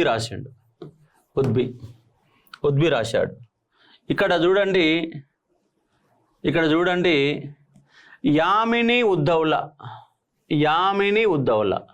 ఎవరి బిరుదు ఇది? గజనీ మొహమ్మద్ యొక్క బిరుదు. ఇక్కడ ఏముంది? తారిఖీ హామిని ఉంది. అంటే ఖలీఫాకు కుడిభుజం లేదా చక్రవర్తి కుడిభుజం అని అర్థం వస్తుంది. ఆ గొప్పతనం గురించి ఉద్బి అనేవాడు తారిఖీ హామిని పేరుతో రాశాడు. అలాగే ఆల్ బెరూని అనే వ్యక్తి కితాబ్ హాల్ హిందూ, తాజ్కి హిందూ, జవహార్ ఫిర్ జవహార్ అనే 3 గ్రంథాల అంశంగా అర్థం చేసుకునే ప్రయత్నం చేయవచ్చు. కాబట్టి కితాబ్ హాల్ హిందూ భారతదేశంలోని పరిస్థితుల గురించి, భారతదేశంలోని పరిస్థితుల గురించి వివరించేటటువంటి ఒక గ్రంథం. ఆల్బెరూన్ అనే వ్యక్తి భారతదేశంలో వారణాసిలో ఉండి సంస్కృతాన్ని నేర్చుకున్నాడు. సంస్కృతంలో ఉన్న గ్రంథాలన్నీ అరబ్బీ భాషలోకి అనువదించే ఒక ప్రయత్నం చేసిన అంశంగా అర్థం చేసుకోవచ్చు. కాబట్టి జవహార్ ఫిర్ జవహార్ అనే గ్రంథము ఖనిజ శాస్త్రం పైన వివరాలు ఇచ్చే గ్రంథం. ఖనిజ శాస్త్రం పైన వివరాలు ఇచ్చే గ్రంథంగా గుర్తుపెట్టుకునే ఒక ప్రయత్నం చేయవచ్చు. అలాగే కితాబ్ హాల్ హిందూ అనే గ్రంథంలో ఏ అంశాలు ఉన్నాయంటే భారతదేశంలో ఉన్న రాజకీయ, సామాజిక, ఆర్థిక వివరాలు అంశంగా గుర్తుపెట్టుకునే ఒక ప్రయత్నం చేయండి. అలాగే తారిఖీ హిందూ అనే గ్రంథాన్ని ఈయన సచావో అనే వ్యక్తి ఆంగ్లంలోకి అనువాదం చేశాడు. కాబట్టి భారతదేశంలో ఉన్నటువంటి అంశాల గురించి, హిందూ దేశం యొక్క గొప్పతనం గురించి, దాంట్లో ఉన్న ఇబ్బందుల గురించి, అలాగే భారతదేశంలో ఉన్న ప్రజలకు ఏం లేదట అని కొన్ని వివరాలు ఇచ్చే ప్రయత్నం చేసిండు. ఏమంటాడు ఈయన? భారతదేశంలోని ప్రజలకి ఎలాంటి ఇంగిత జ్ఞానం కానీ అలాంటి ఏమీ లేవని చెప్పినటువంటి వ్యక్తి ఎవరంటే ఈ యొక్క ఆల్బెరూన్ అనే అంశంగా గుర్తుపెట్టుకునే ఒక ప్రయత్నం చేయవచ్చు. చారిత్రక స్పృహ లేదని చెప్పాడు. చరిత్ర గ్రంథాలు రాసే చారిత్రక స్పృహ అనేది కనబడతలేదని చెప్పేసి పేర్కొన్న వ్యక్తి ఎవరు అంటే ఆల్బెరూని. ఇక్కడ చూడండి, పిరదౌసి, ఆల్బెరూని, ఉద్బి అనే వాళ్ళు ముగ్గురు కవులు భారతదేశానికి గజనీ వెంట వచ్చినటువంటి కవులుగా అర్థం చేసుకునే ఒక ప్రయత్నం చేయవచ్చు. గజనీ వెంట భారతదేశానికి వచ్చిన వాళ్ళు పిరదౌసి, ఆల్బెరూని, ఉద్బి. కాబట్టి పిరదౌసి అనే వ్యక్తి రాసిన గ్రంథం షానామా. ఉద్బి రాసిన గ్రంథం తారిఖీ యామిని. అలాగే ఆల్బెరూన్ అనేవాడు 4 గ్రంథాలు రాశాడు. కితాబ్ హాల్ హిందూ,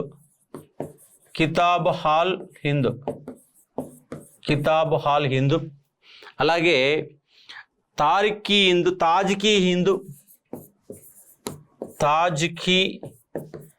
హిందూ, అలాగే మరొక 2 గ్రంథాలు కనుక చూసే ప్రయత్నిస్తే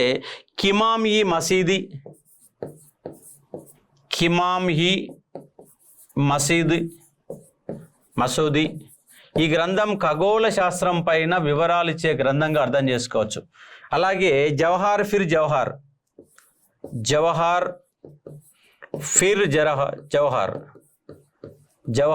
జవహార్ అనే ఒక గ్రంథాన్ని ఈయన మరొక గ్రంథం రాసిండు, జవహార్. మరి ఈ గ్రంథం ఏ వివరాలు అంటే ఖనిజ శాస్త్రం పైన రాయబడిన గ్రంథం. అది ఖగోళ శాస్త్రం, ఇది ఖనిజ శాస్త్రం.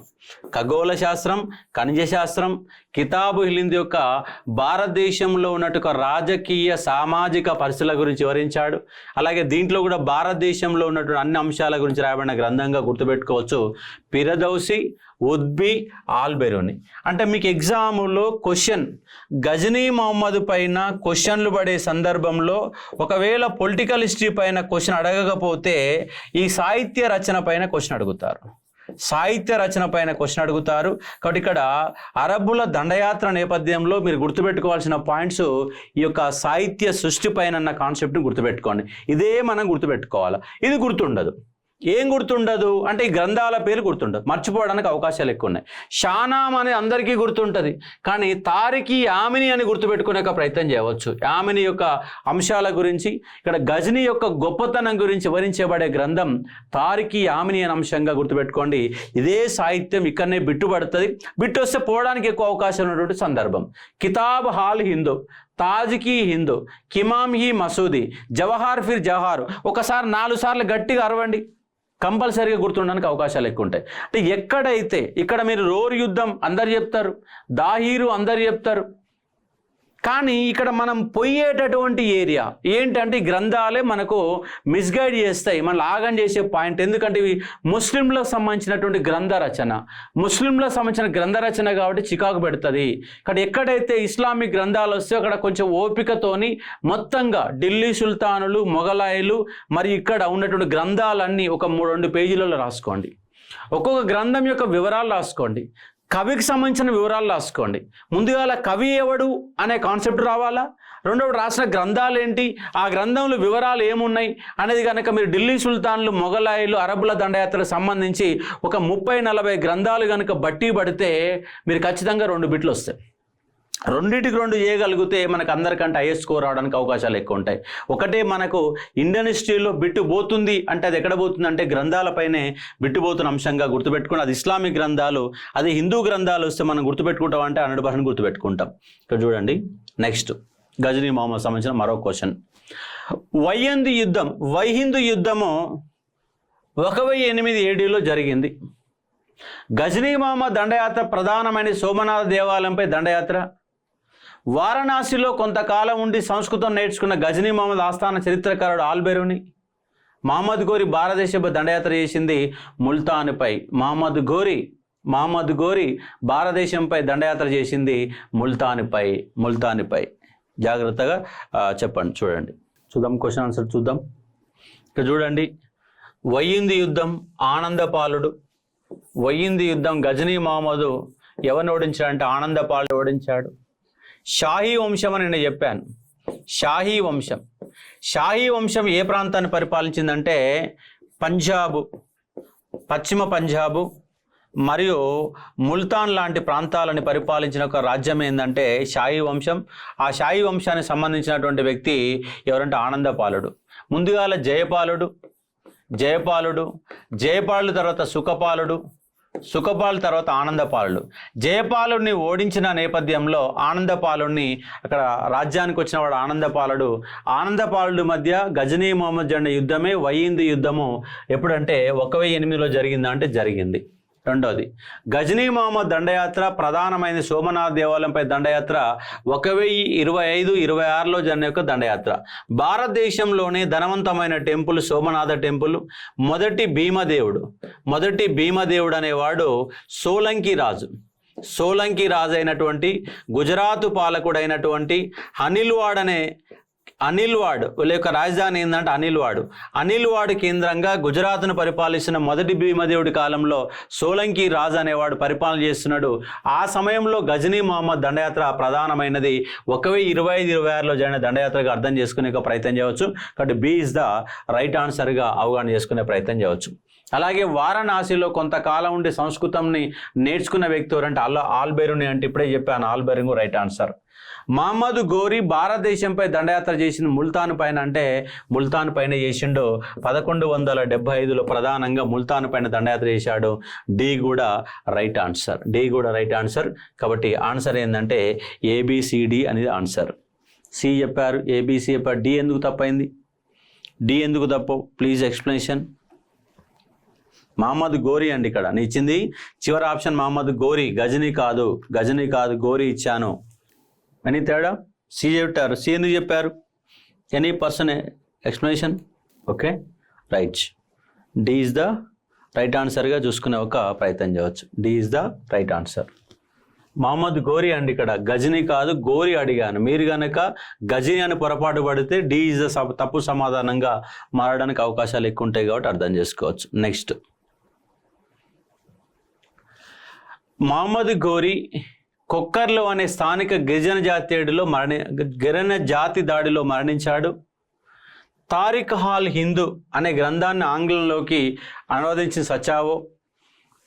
నలంద విశ్వవిద్యాలయం 2014లో పునరుద్ధరించబడింది. దీని తొలి ఛాన్సలర్ ఆర్థికవేత్త అమర్త్య సేన్. భారతదేశంలో మొదటిసారిగా జీజియా పన్నును వసూలు చేసినది మహమ్మద్ గజనీ. బి. ఎక్కువ మంది బి చెప్తా ఉన్నారు. ఆన్సర్ చూద్దాం.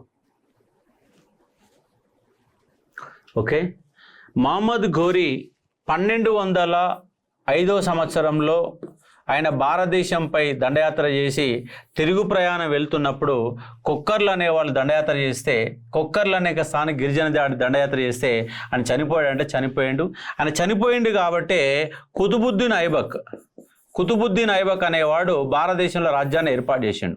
ఒకవేళ కొక్కర్ల దాడిలో చనిపోకపోయి ఉంటే మహమ్మద్ గోరి పరిపాలన జరిగేది, కానీ ఐబక్ అనేవాడు వచ్చేవాడు అంటే కాదు. తారిఖీ ఆల్ హిందూ, ఇది ఎవరు? ఆల్ బెరూని రాసిండు. ఆల్ బెరూని రాసినటువంటి తారిఖీ ఆల్ హింద్ అనే గ్రంథాన్ని ఆంగ్లంలోకి అనువదించింది ఎవరంటే సచావో అంటే ఇస్ ద రైట్ ఆన్సర్. అలాగే నలంద విశ్వవిద్యాలయం, మనకు నలంద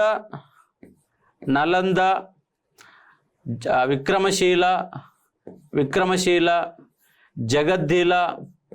జగద్దీల ఉద్దండపుర లాంటి విశ్వవిద్యాలయాల పైన దాడి జరిగింది. ఎవరు అంటే మనకు గోరికి ఇద్దరు ప్రధానమైన అనుచరులు ఉన్నారు. గోరికి ప్రధాన అనుచరులు ఇద్దరు, ఒకటి కుతుబుద్దీన్ ఐబక్, రెండు ఎవరైనా బక్తియార్ ఖిల్జీ.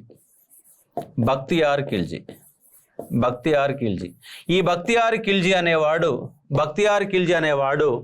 గోరి యొక్క అనుచరుడుగా 1199-1200 సంవత్సరాల మధ్య ఈ నలంద విశ్వవిద్యాలయం పైన, విక్రమశీల విశ్వవిద్యాలయం పైన, సేనవంశంలో లక్ష్మణసేనుడు అనేవాడు పరిపాలన చేస్తున్నాడు. ఈ లక్ష్మణసేనుడు పైన దండయాత్ర చేశాడు. లక్ష్మణసేనుడు పారిపోయిండు. తిరుగు ప్రయాణంలో బక్తియార్ ఖిల్జీ అనేటటువంటి ఒక తిరుగు ప్రయాణంలో నలంద విశ్వవిద్యాలయాన్ని, విక్రమశీల విశ్వవిద్యాలయాన్ని, జగద్దీల విశ్వవిద్యాలయాన్ని, ఉద్దండపుర విశ్వవిద్యాలయాన్ని సర్వనాశనం చేశాడు. విశ్వవిద్యాలయాన్ని మూతబడ్డాయి. మళ్ళీ 2014లో ఇది జపాన్ యొక్క సహకారంతో నలంద విశ్వవిద్యాలయాన్ని తిరిగి ప్రారంభించారు. తిరిగి ప్రారంభించిన తర్వాత తొలి ఛాన్సలర్ ఎవరంటే ఆర్థికవేత్త అయిన అమర్త్య సేన్, నోబెల్ బహుమతి గ్రహీత, ఆర్థిక శాస్త్రంలో నోబెల్ బహుమతి గ్రహీతగా ఉన్నటువంటి ఎవరంటే అమర్త్య సేన్ అనే వ్యక్తి మొట్టమొదటి ఛాన్సలర్ కూడా అంశాన్ని అర్థం చేసుకునే ఒక ప్రయత్నం చేయవచ్చు. ఇది కూడా రైట్ ఆన్సర్ అంటే రైట్. అదేవిధంగా భారతదేశంలో మొదటిసారిగా జీజియా పన్నును వసూలు చేసినటువంటి ఎవరంటే మహమ్మద్ గజనీ అంటే రాంగ్ ఆన్సర్. ఎవరంటే మహమ్మద్ బిన్ కాసిం అనేవాడు మొట్టమొదటిసారిగా నాన్ ముస్లిం పైన వసూలు చేసేటటువంటి జీజియా పన్నును వసూలు చేసిన ఒక వ్యక్తి ఎవరంటే మనకు మహమ్మద్ బిన్ కాసిము, గజనీ కాదు. కాబట్టి D is the wrong answer. A B C మాత్రమే రైట్ ఆన్సర్స్గా గుర్తుపెట్టుకునే ఒక ప్రయత్నం చేయవచ్చు. కానీ ఇక్కడ మీకు కన్ఫ్యూజ్ చేసిన ఒకే ఒక పాయింట్, తారిఖీ ఆల్ హింద్ అనే గ్రంథాన్ని ఆంగ్లంకు అనువదించిన ఎవరంటే సచావో అన్న ఒక పాయింట్ ఒకటి మాత్రమే మీరు ఆగం చేసుకునే అవకాశం ఉంటుంది. దీన్ని జాగ్రత్త పడే ఒక ప్రయత్నం చేయవచ్చు. ఇది ఉన్నటువంటి సందర్భం. The founder of Islamic empire of ఇండియాగా పిలువబడిన వ్యక్తి, పిలువబడిన వ్యక్తి Muhammad bin Qasim, Muhammad Ghazni, Muhammad Ghori, Qutbuddin Aibak. Direct question, ఇలా ఆప్షన్స్ ఏమీ లేవు. Muhammad bin Qasim, Muhammad Ghori, Muhammad Ghazni, Qutbuddin Aibak. Answer ఏంటి? సి. Okay, right. మహమ్మద్ గోరీనే. ఎందుకంటే మహమ్మద్ గోరి యొక్క భారతదేశంలో దండయాత్ర యొక్క ప్రధాన ఉద్దేశం ఏమిటి అంటే ఇస్లాం సామ్రాజ్య స్థాపన అనేది ఉద్దేశం. దాంతో పాటుగా మరొక కాన్సెప్ట్ ఏంటంటే ఇస్లాం మత ప్రచారం. సామ్రాజ్య విచరణ, ఇస్లాం మతం వ్యాప్తి, ఇస్లాం యొక్క మత వ్యాప్తి మరియు సామ్రాజ్య స్థాపన అనే రెండు అంశాలుగా మహమ్మద్ గోరి భారతదేశంలో దండయాత్ర చేశాడు. 1175 నుంచి 1206 సంవత్సరం మధ్య దండయాత్రలు కొనసాగినాయి. ఈయన 1191లో తరైన్ యుద్ధం, మొదటి తరైన్ యుద్ధం, 1192లో రెండవ తరైన యుద్ధం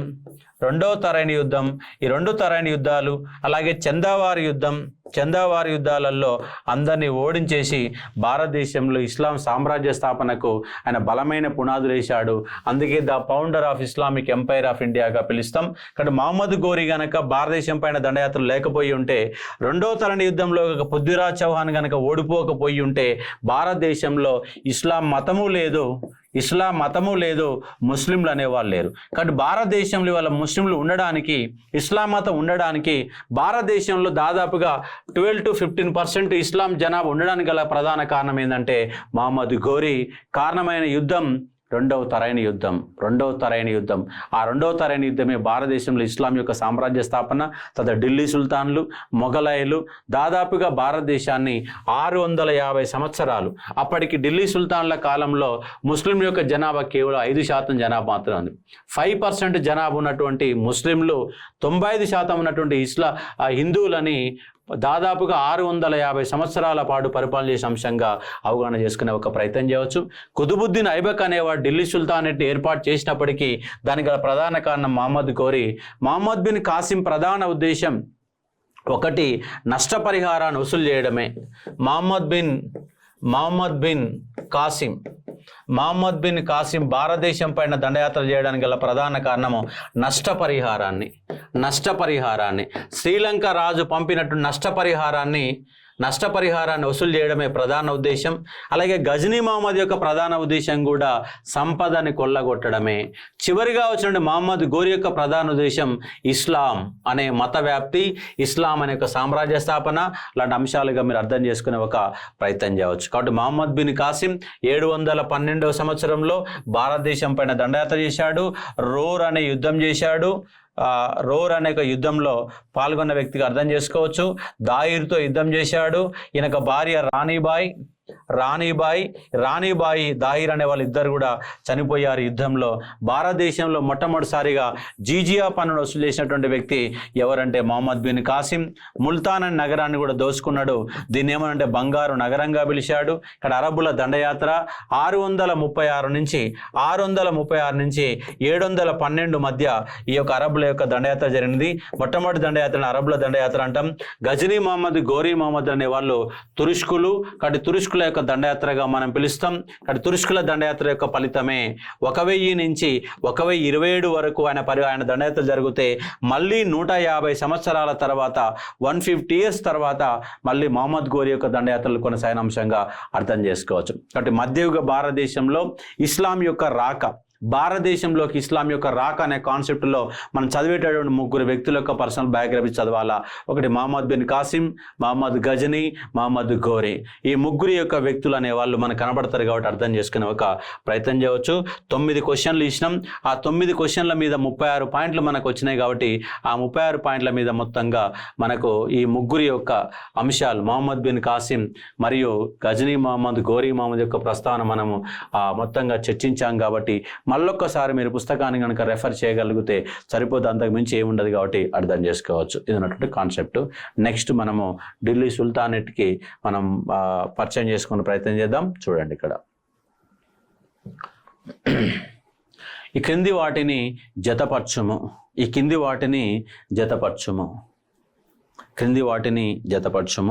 చూడండి, మీకు పాఠం చెప్పిన గంటే పట్టింది, 9 క్వశ్చన్లు చెప్పడానికి కూడా గంట సేపు పట్టింది. ఇది నోటి అంశంగా అర్థం చేసుకోవచ్చు. క్రింది వాటిని జతపరచుము. 1206, 1290, 1320, 1414, 1451. బానిస వంశం, సయ్యద్ వంశం, ఖిల్జీ వంశం, తుగ్లక్ వంశం, లోడి వంశం. అందరు పెట్టే బిట్టే, కానీ ఇది మన గ్రూప్ 2 స్టాండర్డ్లో క్వశ్చన్ అడగారు. ఎక్కడంటే కానిస్టేబుల్ ఎస్ఏ లాంటి దాంట్లో గతంలో వచ్చిన ప్రీవియస్ బిట్టే. ఇది అర్థం చేసుకోవచ్చు. B is the answer. ఒకవేళ ఈ క్వశ్చన్ కాకుండా దీంట్లోనే ఇప్పుడు క్వశ్చన్ని క్రింది వాటిని వరుస క్రమంలో అమర్చండి అంటే మీరు ఏవి 1 2 3 5 వరుస అమర్చి చెప్పండి. 1 2 3 5 ఇది కాకుండా ఇది పక్కన పెట్టండి. బానిస వంశం, సయ్యద్ వంశం, ఖిల్జీ వంశం, తుగ్లక్ వంశం, లోడి వంశం వరుస క్రమంలో అమర్చండి. ఇట్లా కూడా క్వశ్చన్ వస్తాయి కాబట్టి ఈ క్వశ్చన్ రావచ్చు, ఇలా జతపరచండి అనే క్వశ్చన్ 2 తీరులో కూడా క్వశ్చన్ రావడానికి ఆస్కారం ఉంది. ఇది క్వశ్చన్ అయితే కాదు, ఇప్పుడు బానిస వంశం వరుస క్రమంలో అమర్చమనే యొక్క నేపథ్యంలో కూడా క్వశ్చన్ వస్తుంది. దీని గురించి ఒకసారి మనము చూసే ప్రయత్నం చేద్దాం. కాబట్టి భారతదేశాన్ని ఢిల్లీ సుల్తాన్లు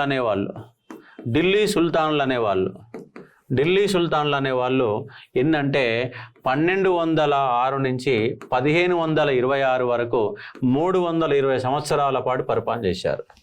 320 సంవత్సరాల పాటు భారతదేశాన్ని 5 వంశాలు పరిపాలన చేసినాయి. దాంట్లో ఒకటి బానిస వంశం.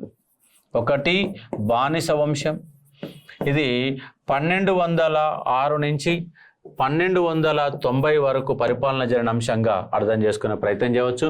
రెండవది ఖిల్జీ వంశం. ఈ ఖిల్జీ వంశంలో 4 పాలకులు 1290 నుంచి 1320 వరకు కేవలం 30 సంవత్సరాలు మాత్రమే పరిపాలన చేశారు. వీళ్ళది ఎంత అంటే 84 సంవత్సరాల పరిపాలన జరిగింది. అలాగే మూడవది తుగ్లక్ వంశం. వంశం 1320 నుంచి 1414 వరకు దాదాపుగా ఎన్ని సంవత్సరాలు చూడండి, 94 సంవత్సరాల పాటు పరిపాలన జరిగింది. 94 సంవత్సరాల పాటు పరిపాలన జరిగిన అంశంగా అర్థం చేసుకోవచ్చు. నాలుగవది సయ్యద్ వంశం. ఈ ముగ్గురిని ఏమంటాము అంటే తురుష్కులు అంటాం.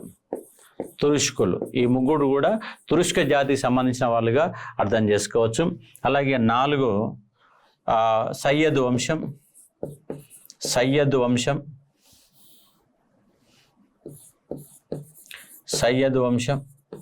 దీంట్లో 1414 నుంచి 1351 వరకు పరిపాలన జరిగింది. దాదాపుగా 37 సంవత్సరాల పాటు వీళ్ళొక పరిపాలన జరిగిన అంశంగా అర్థం చేసుకోవచ్చు. అంతేనా? ఎస్. నెక్స్ట్ 5 లోడి వంశం. 1451 నుంచి 1526 వరకు దాదాపుగా ఎన్ని సంవత్సరాలు వీళ్ళు? 50-26 75 సంవత్సరాల పాటు పరిపాలన చేసిన అంశంగా అర్థం చేసుకోవచ్చు. వీళ్ళొక 3 పాలకులు కనిపిస్తారు, వీళ్ళొక 4 పాలకులు కనిపిస్తారు. ఈ తుగ్లకులు చాలా మంది ఉంటారు, 10 మంది పాలకుల వరకు ఉంటారు. వీళ్ళొక 4 పాలకులు, వీళ్ళు కూడా 10 మంది పైగా పరిపాలన చేసిన అంశంగా అర్థం చేసుకోవచ్చు. కాబట్టి ఎక్కువ కాలం పరిపాలన చేసిన వాళ్ళు ఎవరు అంటే తుగ్లకులు అనే వాళ్ళు ఎక్కువ కాలం పరిపాలన చేశారు. వీళ్ళేమో అరబ్బులు, వీళ్ళేమో లోడీలు. ఏమంట వీళ్ళని? లోడీలని ఆఫ్ఘన్ జాతీయులు. ఆఫ్ఘన్లు, అరబ్బులు, తురుష్కులు మొత్తంగా 5 వంశాలు 320 సంవత్సరాల పాటు పరిపాలన చేసే అంశంగా అవగాహన చేసుకునే ఒక ప్రయత్నం చేయవచ్చు. ఇది ఢిల్లీ సుల్తాన్ సంబంధించినటువంటి ప్రాథమిక సమాచారం. ఎవరు ఎక్కడికి వెళ్ళినా నోటికి రావాలా, ఇవన్నీ మీకు నోటికి రావాలంటే ఎక్కువసార్లు చదవడమే. బేసిక్స్ బట్టండి, మీకు ఉద్యోగం రాకపోతే నన్ను అడగండి. ఎక్కడెక్కడో సబ్జెక్టు చదివిన దానికంటే బేసిక్సే మళ్ళీ పదే ఒక్క బిట్టు పోకుండా మీరు చేయగలిగితే మీరు సక్సెస్ అయినట్టే లెక్క. నెక్స్ట్ చూడండి, బానిస వంశం, ఖిల్జీ వంశం, తుగ్లక్ వంశం, సయ్యద్ వంశం, లోడి వంశం. ఇక్కడ వంశాలు ఇచ్చినాం. ఇక్కడ ఏమిచ్చాము అంటే వాళ్ళకి రాజ్యాన్ని ప్రారంభించిన వాళ్ళు ఇచ్చాం. కాబట్టి జతపరిచే ఒక ప్రయత్నం చేయాలి. ఇది కూడా ఒక బేసిక్ క్వశ్చనే. ఒకటే మీరు ఫస్ట్ ఒక్కసారి గుర్తుపెట్టుకోండి, ఎప్పుడైనా ఆప్షన్లు చెకప్ చేసేటప్పుడు ఈ ఫస్ట్ ఆప్షన్ని చివరి ఆప్షన్ని పరిశీలన చేయండి. కానీ ఇక్కడ కూడా ఫస్ట్ ఆప్షన్ చివరి ఆప్షన్ 2 కూడా సేమ్ ఉన్నాయి. అప్పుడు మనము మళ్ళీ ఇంకో దానికి పోవాలి. ఎప్పుడైనా జతపరచండి అనే క్వశ్చన్ చూసినప్పుడు మీరు ఫస్ట్ ఆప్షన్ చివరి ఆప్షన్ని ముందుగాల పరిశీలన చేసి ఒక ప్రయత్నం చేయండి. చేస్తే మనకు ఆ 2 కరెక్ట్ ఉన్నాయి. ఆ 2 ఉన్నాం కూడా మళ్ళీ సేమ్ 2 ఇచ్చారనుకో, అప్పుడు మనం కొంత లోపల పోయే ప్రయత్నం చేయాలి. ఈ రెండిట్లో నీకు దాదాపుగా సమాధానం దొరకడానికి అవకాశాలు ఎక్కువ ఉంటాయి. కాబట్టి ఇక్కడ మీరు ముందుగా అలా ఈడ దోలాడడం కంటే ఈడేముందో చూసుకొని అవి ఇక్కడ ఉన్నాయో లేదో ఒకసారి చెకప్ చేసుకుంటే తొందరగా పోతుంది, లేదంటే టైం వేస్ట్ అవుతుంది. మీరు ఆడ ఉండి కింద దోలాడితే టైం అనేది మొత్తం పోతుంది. కాబట్టి ఏ ఆప్షన్, చివరి ఆప్షన్ రెండింటిని కనుక ఒకసారి రెక్టిఫై చేసుకోండి. ఆ రెండు కనుక కింద ఆప్షన్లో దొరికిందనుకో అప్పుడు ఒకసారి క్రాస్ చెక్ చేసుకుంటే అయిపోతుంది, తొందరగా అయిపోవడానికి అవకాశం ఉంటుంది. లేదంటే టైము పోతుంది, చివరికి టెన్షన్ అవుతుంది. జతపరచడాలనే క్వశ్చన్ను ఎగ్జామ్ హాల్లో ఉన్నప్పుడు టెన్షన్గా ఫీల్ అవుతావు. జతపరచండి అనే క్వశ్చన్ ఎప్పుడైతే చేస్తున్నావో నీకు టెన్షన్ ఎక్కువ అవుతుంది. ఎందుకంటే ఈ ఒక్క క్వశ్చన్లలో 4-5 క్వశ్చన్లు దాంట్లో ఉంటాయి, 4 to 5 ఉంటాయి. కాబట్టి ఎక్కువ టైం పోవడానికి, టెన్షన్ పడడానికి ఎక్కువ అవకాశం ఉంటుంది. కాబట్టి కొంత జాగ్రత్త పడగలిగితే ఈజీగా మనం ఆ టెన్షన్ తప్పించుకోవాలి. ఒకటేనండి, ఎగ్జామ్ హాల్లో నిన్ను ఆగం చేసేది ఏంటి అంటే టెన్షన్. ఒక్కోసారి ఏం జరుగుద్ది అంటే మీరు క్వశ్చన్ పేపర్ చేస్తున్నారు, మొదటి 20 క్వశ్చన్లు చేశారు, అలా నీకు 3 తెలిసినాయి, నీకు గోవిందా. టెన్షన్ ఎంత పెరుగుద్దంటే గుండె వేగం పెరుగుతుంది. నేను ఇన్ని రోజులు కష్టపడ్డా నాకు ఉద్యోగం రాలేదనక టెన్షన్ నిన్ను ఆగం చేస్తుంది. గమ్మత్ ఏంటంటే ఆ 20 క్వశ్చన్లలో నువ్వు 3 చేస్తే అందరూ కూడా 4 చేస్తారు, 3 చేస్తారు. అది నువ్వు గుర్తుపెట్టుకోవాలి ఫస్ట్. అరే నాకు రాలేదని నువ్వు టెన్షన్ పడితే అందరూ టెన్షన్ పడతారు ఆడ. కానీ తర్వాత టెన్షన్ పడకుండా సావధానంగా ముందుకు వెళ్ళిపో. నీకు తెలియని క్వశ్చన్, ఎగ్జామ్ హాల్లో తెలియని క్వశ్చన్ ఏం చేయాలా? 3వ క్వశ్చన్ తెలియదు, రౌండ్ అప్ చేసుకుని వెళ్ళు. 5వ క్వశ్చన్ తెలియదు, రౌండ్ అప్ చేసుకో. 10వ క్వశ్చన్ తెలియదు, రౌండ్ అప్ చేసుకో. ఇట్లా రౌండ్ అప్ చేసుకొని సెకండ్ టైం వచ్చే ప్రయత్నం చేయి. అంతేగాని నాకు క్వశ్చన్ ఆన్సర్ రావడం లేదు అని మీరు టెన్షన్ పడితే ఆగమవుతారు. ఇక్కడ ఎగ్జామ్ హాళ్ళల్లో ఎన్నెన్నో ఇబ్బందులు ఎదురవుతాయి. కొన్ని ఎక్కువ శాతం, ఒక 10% మంది, 10% మెంబర్స్, 10% మంది బాగా చదువుతారు, నాలెడ్జ్ ఉంటుంది, ఉద్యోగం కొట్టే సమర్థత ఉంటుంది, అన్నీ ఉంటాయి. ఎగ్జామ్ హాల్లో టెన్షన్ పడతారు. ఇంకోటి ఏంటంటే ఎగ్జామ్ హాల్లో ఏం చేస్తారంటే నెంబర్ తప్పేస్తారు. ఇంకోటి ఏంటంటే క్వశ్చన్ ఆన్సర్లలో ముందుగాల 1వ క్వశ్చన్ 3 కౌంట్ చేసుకున్నారు, 2వ క్వశ్చన్ 4 పెట్టుకున్నారు, 3వ క్వశ్చన్ 1 పెట్టుకున్నారు, 4వ క్వశ్చన్ 2 పెట్టుకున్నారు. కానీ దిద్దేటప్పుడు పొరపాటు చేసి ఒకేసారి లైన్ క్రమసంఖ్య మొత్తం తప్పిపోయి తప్పులు పోతాయి. అట్లా చేసినని చెప్పి తర్వాత చెప్తూ ఉంటారు. ఇక్కడ అలాంటి తప్పులన్నీ చేయకుండా ఎప్పటి క్వశ్చన్ అప్పుడే, నీకు కరెక్ట్ తెలిసింది ఏ క్వశ్చన్ అప్పుడే చేయాలి. కొంచెం చూసేటప్పుడు 2 ఉంది, ఇట్లా చక్కగా చూసుకొని పెట్టాలి. దాని కింద పెట్టామనుకో పై పోతే కింద పోతే, 2 పోతాయి, కింద అని పెట్టలేవు, పై దాన్ని పెట్టలేవు. కాబట్టి కొన్ని జాగ్రత్తలు కనుక మీరు చూసుకునే ప్రయత్నం చేస్తే మనం ముందు పోవడానికి అవకాశాలు ఎక్కువ ఉంటాయి. కాబట్టి చూసుకోవచ్చు. ఇప్పుడు సమాధానం చూసే ప్రయత్నం చేద్దాం. బానిస వంశం కుతుబుద్దీన్ ఐబక్. ఖిల్జీ వంశం జలాలుద్దీన్ ఖిల్జీ. అందుకే మీకు ఖిల్జీ అని ఇవ్వాలి, ఎందుకంటే అమ్మడే గుర్తుపడతారు కాబట్టి. జలాలుద్దీన్ ఖిల్జీ వంశం. తుగ్లక్ వంశం గియాజుద్దీన్ తుగ్లక్ మనకు అవున అంశంగా అర్థం చేసుకోవచ్చు. నెక్స్ట్ సయ్యద్ వంశం కీజిర్ ఖాను సయ్యద్ మనకు ఒకటి. లోడి వంశం బహల్లాల్ లోడి వంశంగా చూసుకునే ప్రయత్నం చేయవచ్చు. బేసిక్ ఏనండి, ఇల్లు ఏం సబ్జెక్టే లేదు, బేసిక్ క్వశ్చన్గా అర్థం చేసుకునే ఒక ప్రయత్నం చేయవచ్చు. కాబట్టి 4, 3, 5, 1, 2 4, 3, 5, 1, 2 సి ఇస్ ద కరెక్ట్ ఆన్సర్గా గుర్తుపెట్టుకునే ఒక ప్రయత్నం చేయవచ్చు. D1, E2, C5 కాబట్టి సి ఆన్సర్. చాలా మంది కూడా సీని పెట్టే సందర్భంగా చూసుకోవచ్చు. నెక్స్ట్, ఈ క్రింది వారిలో బానిసలుగా జీవితాన్ని ప్రారంభించిన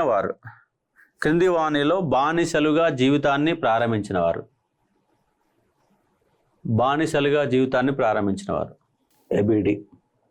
ఓకే, ఇది కూడా ఈజీ క్వశ్చన్, అందరూ పెడతారు. ఇక్కడ జలాలుద్దీన్ ఖిల్జీ అనేవాడు ఒకడు బానిస కాదు. కుతుబుద్దీన్ ఐబక్ ఇల్టుట్మిష్కున్న బిరుదు ఏంటంటే బానిసకు బానిసగా పిలువబడిన వాడు ఎవరంటే ఎందుకంటే కుతుబుద్దీన్ ఐబక్ అనేవాడు ఒక బానిస, ఈ బానిసకు మరొక బానిస, కాబట్టి బానిసకు బానిస. కుతుబుద్దీన్ ఐబక్ యొక్క కూతుర్ని వివాహం చేసుకున్నవాడు ఇల్టుట్మిష్ వివాహం చేసుకున్నాడు. బదయూన్ అనే గవర్నర్గా ఉన్నాడు. 1192లో రెండవ తరైన యుద్ధంలో, 1194లో చందావారి యుద్ధంలో కూడా ప్రముఖ పాత్ర పోషించినటువంటి వ్యక్తులు ఎవరంటే మామ అల్లుండ్లు. కుతుబుద్దీన్ ఐబక్ అనేవాడు ప్రముఖ పాత్ర పోషించిండు, ఇల్టుట్మిష్ అనేవాడు ప్రముఖ పాత్ర పోషించిండు. సంతలో దొరికినటువంటి వ్యక్తులు, అలాగే బాల్బన్ కూడా బానిస. కాబట్టి ఈ వంశంలో ఎక్కువ మంది బానిసలు కాబట్టి బానిస వంశం అన్నారు. బానిస అనే పదానికి మరొక పదం ఏంటంటే మామ్లుక్. మామ్లుక్ అంటే అర్థం ఏంటంటే బానిస. కాబట్టి మామ్లిక్ వంశం అంటాం, లేదా బానిస వంశం అంటాం. కాబట్టి భారతదేశంలో బానిసలే పాలకులుగా. అంటే ఇక్కడ చూడండి, ఈ ముగ్గురు వ్యక్తులు కూడా పరిపాలకులుగా మారడానికి గల కారణం ఏంటంటే శక్తి సామర్థ్యాలు, వారసత్వం కాదు. ఈ ముగ్గురు కూడా శక్తి సామర్థ్యాల ఆధారంగా చక్రవర్తులైన వాళ్ళు. వారసత్వ పదం అనేది అస్సలు కాదు. ఎవడు వారసుడు కాదు. కుతుబుద్దీన్ ఐబక్ వారసు ఇల్టుట్మిష్ కాదు. వాడి సమర్థత ఆధారంగా, సమర్థత చూసిన తర్వాతనే, బదయూన్ గవర్నర్గా నియమించుకున్న తర్వాతనే వాడి పిల్లనిచ్చి పెళ్లి చేసిండు. అంటే సమర్థత ఆధారంగా కూతుర్నిచ్చాడు, కానీ వాడి యొక్క అల్లుడైన తర్వాత పరిపాలకుడు కాలే. సమర్థుడైన అల్లుడిని చూజ్ చేసుకొని బిడ్డనిచ్చిన అంశంగా అర్థం చేసుకోవచ్చు. అదేవిధంగా కుతుబుద్దీన్ ఐబక్ కూడా యుద్ధాలలో బానిసగా దొరికిన అతను యుద్ధాలలో గోరీ తరపున ప్రముఖంగా యుద్ధాలలో పాల్గొని తన గొప్పతనాన్ని నిరూపించుకున్న తర్వాతనే ఐబక్ అనేవాడు. పైగా ఇక్కడ మన ఎవరిని, ఆయనతో పాటు ఉన్నటువంటి తాజుద్దీన్ యాల్డర్ని, నసీరుద్దీన్ మహమ్మద్ని, తాజుద్దీన్ యాల్డర్ని, అలాగే మరొకడు ఇక్కడ బీహార్ బెంగాల్ పైన దండయాత్ర చేసిన వారిని ముగ్గురిని కూడా ఓడించి తన అధికారాన్ని స్థిరపరచుకున్నటువంటి వ్యక్తి. అలాగే ప్రధానమంత్రిగా ఉండి చిహల్గనిలో కూడా సభ్యులుగా ఉండి తన శక్తి సామర్థ్యాల ఆధారంగా బాల్బన్ అనేవాడు కూడా 1266 నుంచి 1286 వరకు 20 సంవత్సరాల పాటు చక్రవర్తిగా ఉన్నవాడు అంటే బాల్బన్. కాబట్టి బానిసలైపోయిన చక్రవర్తులకి తమ సమర్థత ఆధారంగా అధికారంలోకి వచ్చిన వ్యక్తులు ఎవరు అంటే వీళ్ళు ముగ్గురు అన్న అంశంగా అర్థం చేసుకోవచ్చు. అందుకే బానిసలు అనే వంశంగా ఉన్నది.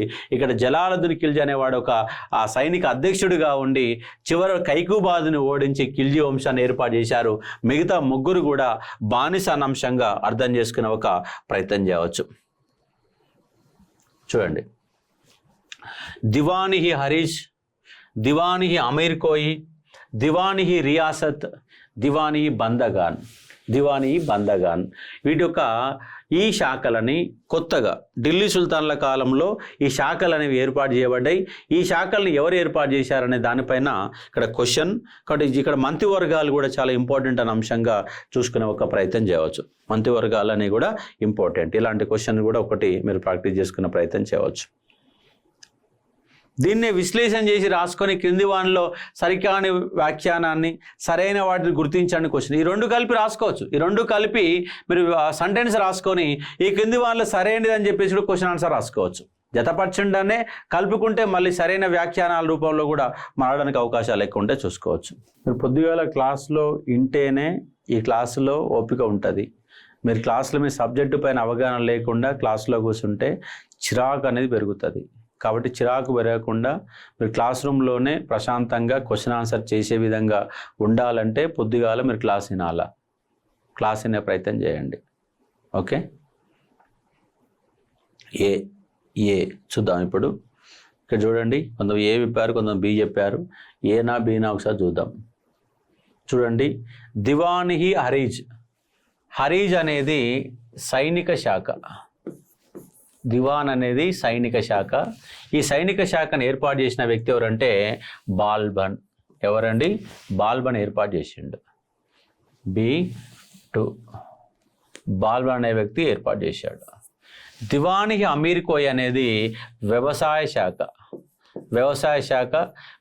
శాఖను ఏర్పాటు చేసినది మహమ్మద్ బిన్ తుగ్లక్. దివానీ రియాసత్ అనేది మార్కెటింగ్ శాఖ. దీన్ని ఏర్పాటు చేసింది ఎవరు అంటే మనకు అల్లావుద్దీన్ ఖిల్జీ. దివానీ రియాసత్. దివానీ బందగాన్ అంటే బానిసల శాఖ. బానిసల శాఖ దీన్ని ఏర్పాటు చేసింది ఫిరోజ్ షా తుగ్లక్. 2, 3, 1, 4 చూడండి ఇక్కడ ఈ రెండిట్లో D4 అనేది దీంట్లో ఉంది, దీంట్లో ఉంది. A2 అనేది దీంట్లో ఉంది, A2 దీంట్లో ఉంది. ఇప్పుడు 2 ఆప్షన్లకు వెళ్ళి ఫస్ట్ Cలు Dలు మీరు ఎగరగొట్టేసుకోవచ్చు. తర్వాత ఈ రెండిట్లో ఏముందన్నప్పుడు కొంత లోపలి పోవడానికి అవకాశాలు ఎక్కువ ఉంటాయి కాబట్టి అర్థం చేసుకోవచ్చు. ఆన్సర్ అనేది ఏంటి?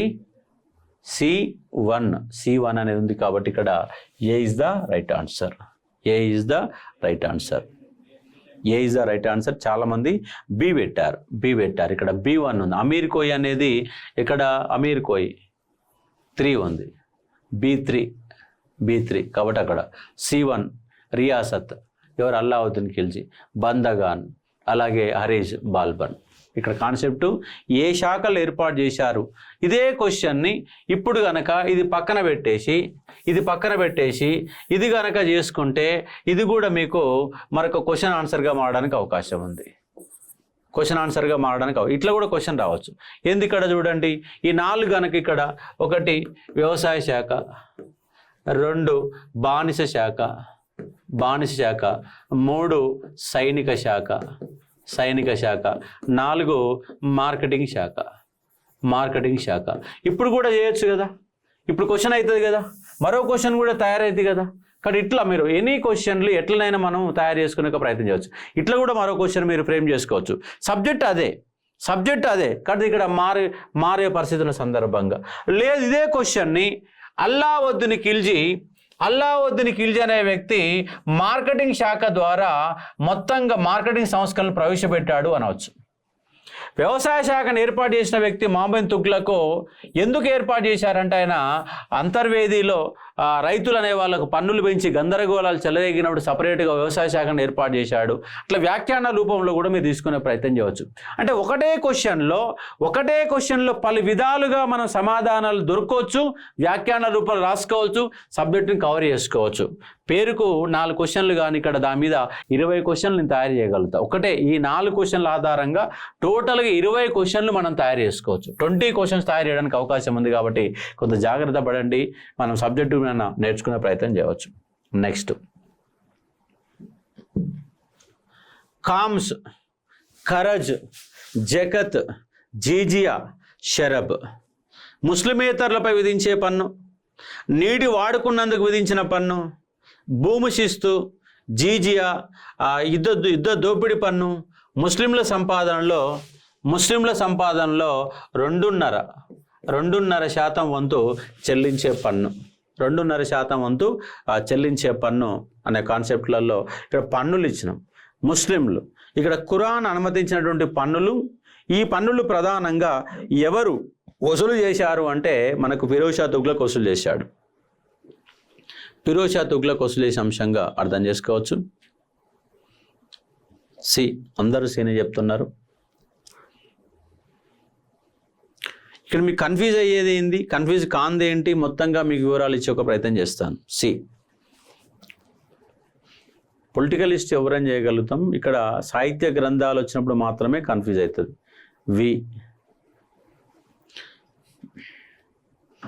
ఓకే, అందరు పెట్టేశారు. చూద్దాం ఒకసారి.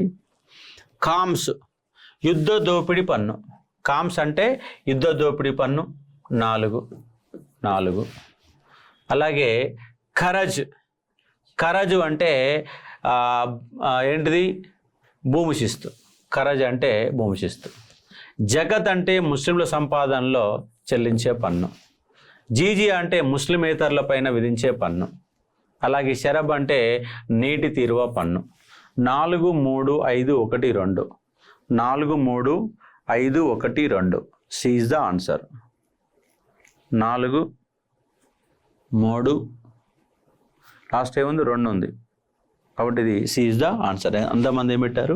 సీని పెట్టారు కాబట్టి అర్థం చేసుకునే ఒక ప్రయత్నం చేయవచ్చు. సరే, ఇప్పుడు వీటి గురించి వివరాలు ఇచ్చే ఒక ప్రయత్నం చేస్తా.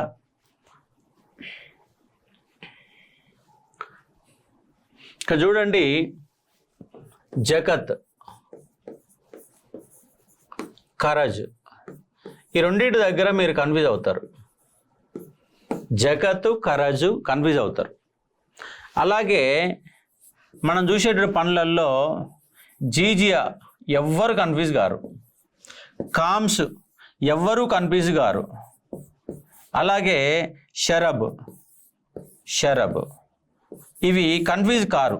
కానీ రెండిట్లో కన్ఫ్యూజన్ వస్తుంది. ఈ రెండిట్లో మీకు ఎందుకంటే ఎక్కడైతే ఆగమవుతారో అక్కడ మనం కాన్సన్ట్రేట్ చేయాలి.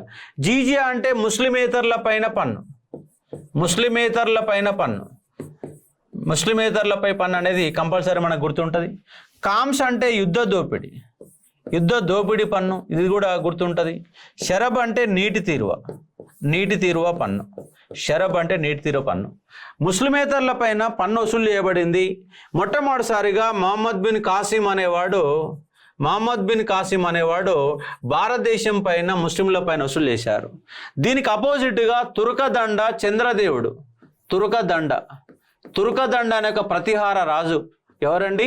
ఇది గుర్తుపెట్టుకోండి. మీరు తురకదండ గుర్తుపెట్టుకుని కానీ ప్రతిహార రాజు అని మర్చిపోతారు. తురకదండ అనే బిరుదు వచ్చింది మహమ్మద్ బిన్ కాసింకి వ్యతిరేకంగా. తురకదండ అనే పన్ను వసూలు అంశంగా అర్థం చేసుకోవచ్చు. యుద్ధ దోపిడీ ఎంత అంటే సైనికులకు ఎంత ఇవ్వాల వాటా? సైనికుల వాటా 4/5 వంతు, చక్రవర్తి వాటా 1/5 వంతు. ఇది మీరు గుర్తుపెట్టుకోవాల్సిన పాయింట్. చూడండి ఇక్కడ కామ్స్ యొక్క వాల్యూ ఎంత, కామ్స్లో ఉన్న వాల్యూ ఎంత అంటే సైనికులది ఎంత? ఇది సైనికుల వాటా, ఇది చక్రవర్తి రాజు యొక్క వాటా. కానీ బలవంతమైన చక్రవర్తులు ఉన్నప్పుడు చక్రవర్తులు ఈ వాటా తీసుకొని సైనికులకు ఈ వాటా ఇచ్చారు. ఫిరోజ్ షా తుగ్లక్ మాత్రమే ఖురాన్ యొక్క అనుసరించిన ప్రకారం ఆయన సైనికులు అనే వాళ్లకు ఈ వాటా 4/5 వంతు వాటా ఇచ్చాడు. 80% వాళ్ళే. అంటే యుద్ధంలో దోచుకున్న పన్నులలో 80% వాటా ఎవరికి ఇవ్వాలంటే సైనికులకి ఇవ్వాలా. 20% వాటా ఎవరంటే చక్రవర్తికి ఇచ్చేటటువంటి సందర్భము ఖురాన్ అనే లెక్కల ప్రకారం కామ్స్ అనే యుద్ధ దోపిడీ పన్ను గురించి చెప్పబడుతుంది.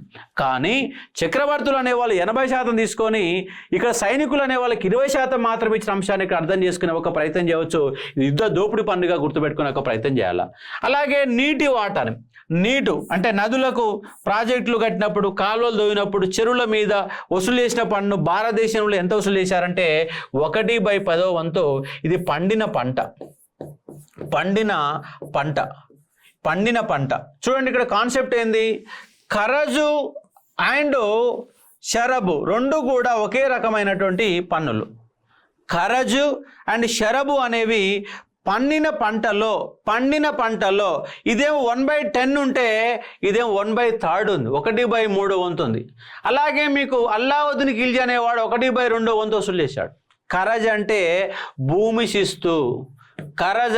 భూమి శిస్తు, ఇది కేవలం హిందువుల మీద మాత్రమే వసూలు చేసిన పన్ను ఖరజ్ అనే ఒక భూమి శిస్తు. కానీ ప్రాచీన కాలం నుంచి మొత్తంగా భారతదేశంలో వసూలు చేయబడిన పన్ను ఏంటంటే ఖరజు. అంటే దీన్ని తెలుగులో ఏమంటామంటే భూమి శిస్తు అంటాం. ఆ భూమికి నీళ్లు వాడుకున్నందుకు చెల్లించే పన్ను షరబ్ అనే ఒక నీటి తీరువ పన్నుగా గుర్తుపెట్టుకోవచ్చు. షరబ్ అనే ఒక నీటి తీరువ పన్ను అంశాన్ని. కాబట్టి ఖరజు యొక్క కంటిన్యూషన్ షరబు. నీటి తీరువ 1/10 ఉంటే ఇదెంతంటే 1/3 ఉంది. మామూలుగా మధ్యయుగంలో 1/3 ఉంది. ఏన్షియంట్ ఇండోనేషియాలో ప్రాచీన భారతదేశ చరిత్రలో 1/6 వంతున అంశంగా అర్థం చేసుకోవచ్చు. మధ్యయుగంలో 1/3 వంతు ఉన్నది. అలాగే 1/2 వంతు అల్లావుద్దీన్ ఖిల్జీ, 2/5 వంతు ఎవరంటే శివాజీ, చక్రవర్తి శివాజీ 2/5 వంతు. అందుకే పన్నులు అని చెప్పేసి ఒక 2 పేజీలు కనుక మీరు రాసుకోగలిగితే ఎక్కడ పన్ను వచ్చినా మనకు బిట్టు పెట్టడానికి అవకాశం ఉంటుంది. ఆ పన్నుల పేర్లేంది, ఏం పన్నులు అన్నారు, పన్నులన్నీ ఒక పేజీలో, నాణాలను ఒక పేజీలో కనుక మనం రాసుకోగలిగితే అందరికంటే ఒక బిట్టు మనం ఎక్కువ పెట్టడానికి అవకాశాలు ఎక్కువ ఉంటాయి. కాబట్టి కొంత జాగ్రత్త పడే ఒక ప్రయత్నం చేయాలి. కాబట్టి ancient Indian history, medieval Indian history, 1/2 Alauddin Khilji, 2/5 వంతు శివాజీ, ఇట్లా ఆ విధంగా పన్నులు వసూలు చేశారు. అదేవిధంగా బ్రిటిష్ వాళ్ళ కాలంలో కూడా పన్నులు అనేవి చాలా పెద్ద ఎత్తున ఉన్న అంశాన్ని ఇక్కడ ఎగ్జామ్ పాయింట్ ఆఫ్ లో అవగాహన చేసుకునే ప్రయత్నం చేయవచ్చు. మీకు కన్ఫ్యూజ్ ఎక్కడ వస్తుందంటే ఖరజులో వస్తుంది, జగత్లో వస్తున్న అంశంగా చూసుకునే ప్రయత్నం చేయవచ్చు. జగత్ ఎంత అంటే 2.5%. ఇది కేవలం మత అభివృద్ధి కోసం, తోటి ముస్లింల అభివృద్ధి కోసం, మత అభివృద్ధి కోసం, తోటి ముస్లింలను ఆదుకోవడం కోసం, తోటి ముస్లింలు ఆదుకోవడం కోసం చేసిన పన్నుగా మీరు జకాత్ని గుర్తుపెట్టుకునే ఒక ప్రయత్నం చేయాలి. కాబట్టి అవగాహన చేసుకునే ఒక ప్రయత్నం చేయవచ్చు. ఇది ఉన్నటువంటి అంశం. కాబట్టి జకాతు, ఖరాజు ఇక్కడ మీరు కన్ఫ్యూజ్ కాకుండా జాగ్రత్త పడండి. ఖరాజ్ అంటే భూమి శిస్తు, జకాత్ అంటే మత అభివృద్ధి కోసం తమ మతస్థుల మీద వసూలు చేసే ఒక పన్నుగా మీరు అర్థం చేసుకునే ఒక ప్రయత్నం చేయవచ్చు. ఇది ఉన్నటువంటి అంశం. డెవలప్మెంట్, మత డెవలప్మెంట్. ఓకే, మత డెవలప్మెంట్ రిలీజియన్ డెవలప్మెంట్ అనాలా, లేదంటే మత అభివృద్ధి అనాలా. మతం అనే తెలుగులో పెట్టినావు, డెవలప్మెంట్ ఇంగ్లీష్లో పెట్టావు. కాబట్టి మత అభివృద్ధి కోసం ఏర్పాటు చేసిన పన్నుగా అర్థమైంది కదా. అంటే కొంచెం మీకు ఆల్రెడీ తెలుసు, కానీ దీని గురించి నేను క్లారిఫికేషన్ ఇచ్చిన తర్వాత మళ్ళీ బిట్టు కనుక వస్తే అందరూ చేయగలుగుతారంటే దాదాపు చేయగలుగుతారు. అది ఉన్నటువంటి తేడా. ఉన్నది అందరు తెలుసు, కానీ కొంచెం ఎక్స్ప్లెనేషన్స్ చూడండి. ఇక్కడ ఖరజ్, జకాత్ ఇక్కడ వస్తే కన్ఫ్యూజ్ అవుతూ ఉన్నారు. కాబట్టి ఇక్కడ ముస్లింల సంపాదన కోసం జకాత్ అనే ఒక రెండవది 5గా అర్థం చేసుకోవచ్చు. ఖరజ్ అంటే మనకు ఏంటిది, భూమి శిస్తు. ఖరజ్ అంటే భూమి శిస్తు. కామ్స్ అంటే యుద్ధ దోపిడీ పన్ను. యుద్ధ దోపిడీ అనేది ఎంత ఉండాలా, ఖరజ్ అనేది ఎంత ఉండాలా, లాంటి అంశాలు. కాబట్టి మొట్టమొదటిసారిగా జీజియా గురించి కూడా ఒకసారి చూద్దాం. మళ్ళీ కూడా మనకు వస్తుంది జీజియా పన్ను. జీజియా పన్నుకు సంబంధించి మొట్టమొదటిసారిగా మహమ్మద్ బిన్ కాసిం 712లో మహమ్మద్ బిన్ కాసిం వసూలు చేశాడు. మహమ్మద్ బిన్ కాసిం వసూలు చేశాడు. తర్వాత ఈ పన్నుని తర్వాత మళ్ళీ ఆటోమేటిక్గా రద్దు అయిపోయింది. తర్వాత ఎవరు దీని మీద పన్ను వసూలు చేసింది ఎవరంటే ఫిరోజ్ షా తుగ్లక్ అనే వ్యక్తి ఈ పన్నుని వసూలు చేయడం జరిగింది. ఈ పన్నుని మళ్ళీ అక్బర్ అనే వ్యక్తి రద్దు చేశాడు. అక్బర్ అనే వ్యక్తి 1564 రద్దు చేస్తే మళ్ళీ ఔరంగజేబ్ అనే వ్యక్తి మళ్ళీ 1679లో వసూలు చేశాడు. అలాగే మొదటి బహదూర్ షా మళ్ళీ రద్దు చేశాడు. రద్దు చేశాడు. ఈయన రద్దు చేశాడు, అక్బర్ రద్దు చేశాడు. రద్దు చేసిన వాళ్ళు అక్బరు, మొదటి బహదూర్ షా. విధించిన వాళ్ళు ఔరంగజేబు, అలాగే ఫిరోజ్ షా తుగ్లక్, అలాగే మహమ్మద్ బిన్ కాసిం మొట్టమొదటిసారిగా. మరి కండిషన్ ఏంది జీజియా పన్ను అంటే, చిన్న పిల్లల పైన కట్టడానికి వీల్లేదు, మహిళలు చెల్లించడానికి వీల్లేదు, బ్రాహ్మణులు చెల్లించడానికి వీల్లేదు, వృద్ధులు, చిన్నపిల్లలు, వృద్ధులు అనే పదం ఉందా లేదనుకుంటా. చిన్నపిల్లలు, మహిళలు, బ్రాహ్మణులు. కానీ బ్రాహ్మణుల పైన కూడా జీజియా పన్ను వసూలు చేసిన వాడు అంటే ఫిరోజ్ షా తుగ్లక్. బ్రాహ్మణుల పైన కూడా వసూలు చేసినవాడు ఫిరోజ్ తుగ్లక్. ఇది ఉల్లంఘన, ఖురాన్ యొక్క ఉల్లంఘన. బ్రాహ్మణులు అనే వాళ్ళకు మినహాయింపు ఇస్తే వాళ్ళపైన కూడా వసూలు చేసిన వాడు అంటే ఫిరోజ్ షా తుగ్లక్. కాబట్టి ఈ సంవత్సరం గుర్తుపెట్టుకోవాలా, అంశాలను గుర్తుపెట్టుకోండి. మౌడ్ బహదూర్ షా అనేవాడు 1707 తర్వాత ఆయన అధికారంలోకి వచ్చాడు. ఎప్పుడు రద్దు చేసే ఇయర్ మాత్రం మనకి ఇవ్వలేదు. మౌడ్ బహదూర్ షా మాత్రమే రద్దు చేశాడన్న కాన్సెప్ట్ను అర్థం చేసుకునే ఒక ప్రయత్నం చేయవచ్చు. కాబట్టి జీజియా పన్ను. కాబట్టి పన్నుల పైన మీరు ఒక 3 పేజీల్లో సొంత నోట్స్ను మీరు తయారు చేసుకునే ఒక ప్రయత్నం చేయాలని చెప్తున్నాను. Next question. టంకా, జిటాల్, దినారా, ఆదా. బంగారు నాణం, వెండి నాణం, రాగి నాణం, తక్కువ విలువగలిగిన నాణం. ఈ నాణాలని జతపరిచే ప్రయత్నం చేయాలి. ఓకే, అందరూ ఎక్కువ స్టార్టింగ్లో ఏ పెట్టారంటే మీరు సరి చదవలేదు. సింపుల్ క్వశ్చన్స్ అన్ని వల్ల చిన్నగా ఉన్నాయి, కానీ కాన్సెప్ట్ పెద్దగా ఉంటుంది. A1 B2 C3 D4 A C A2 B3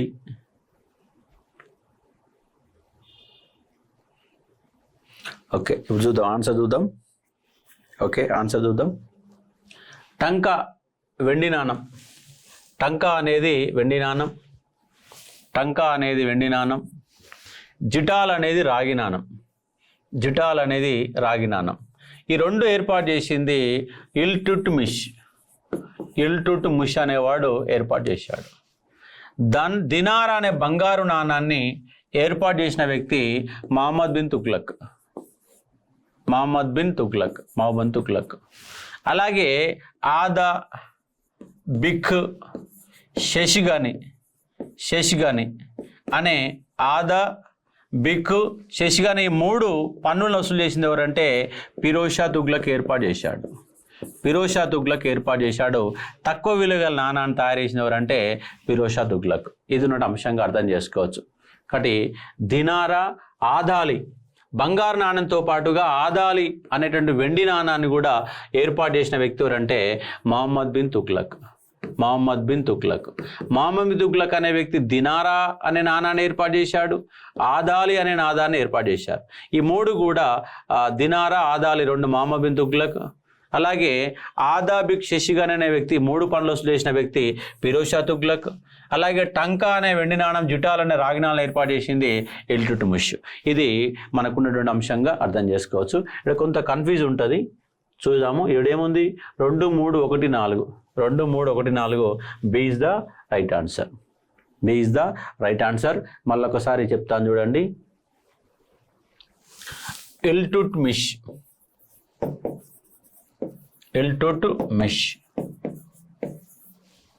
ఏం ఏర్పాటు చేసిండు? టంకా, 2 జిటాల్. భారతదేశంలో ముస్లింల నేపథ్యంలో ఏర్పాటు చేయబడ్డ నాణాలు. టంకా అనేది వెండి నాణం, జిటాల్ అనేది రాగి నాణం. నెక్స్ట్ మహమ్మద్ బిన్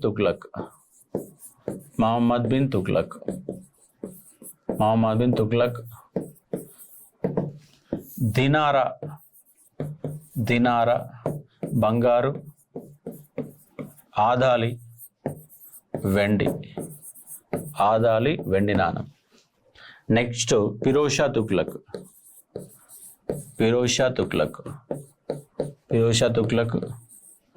ఆదా బిక్ శశిగాని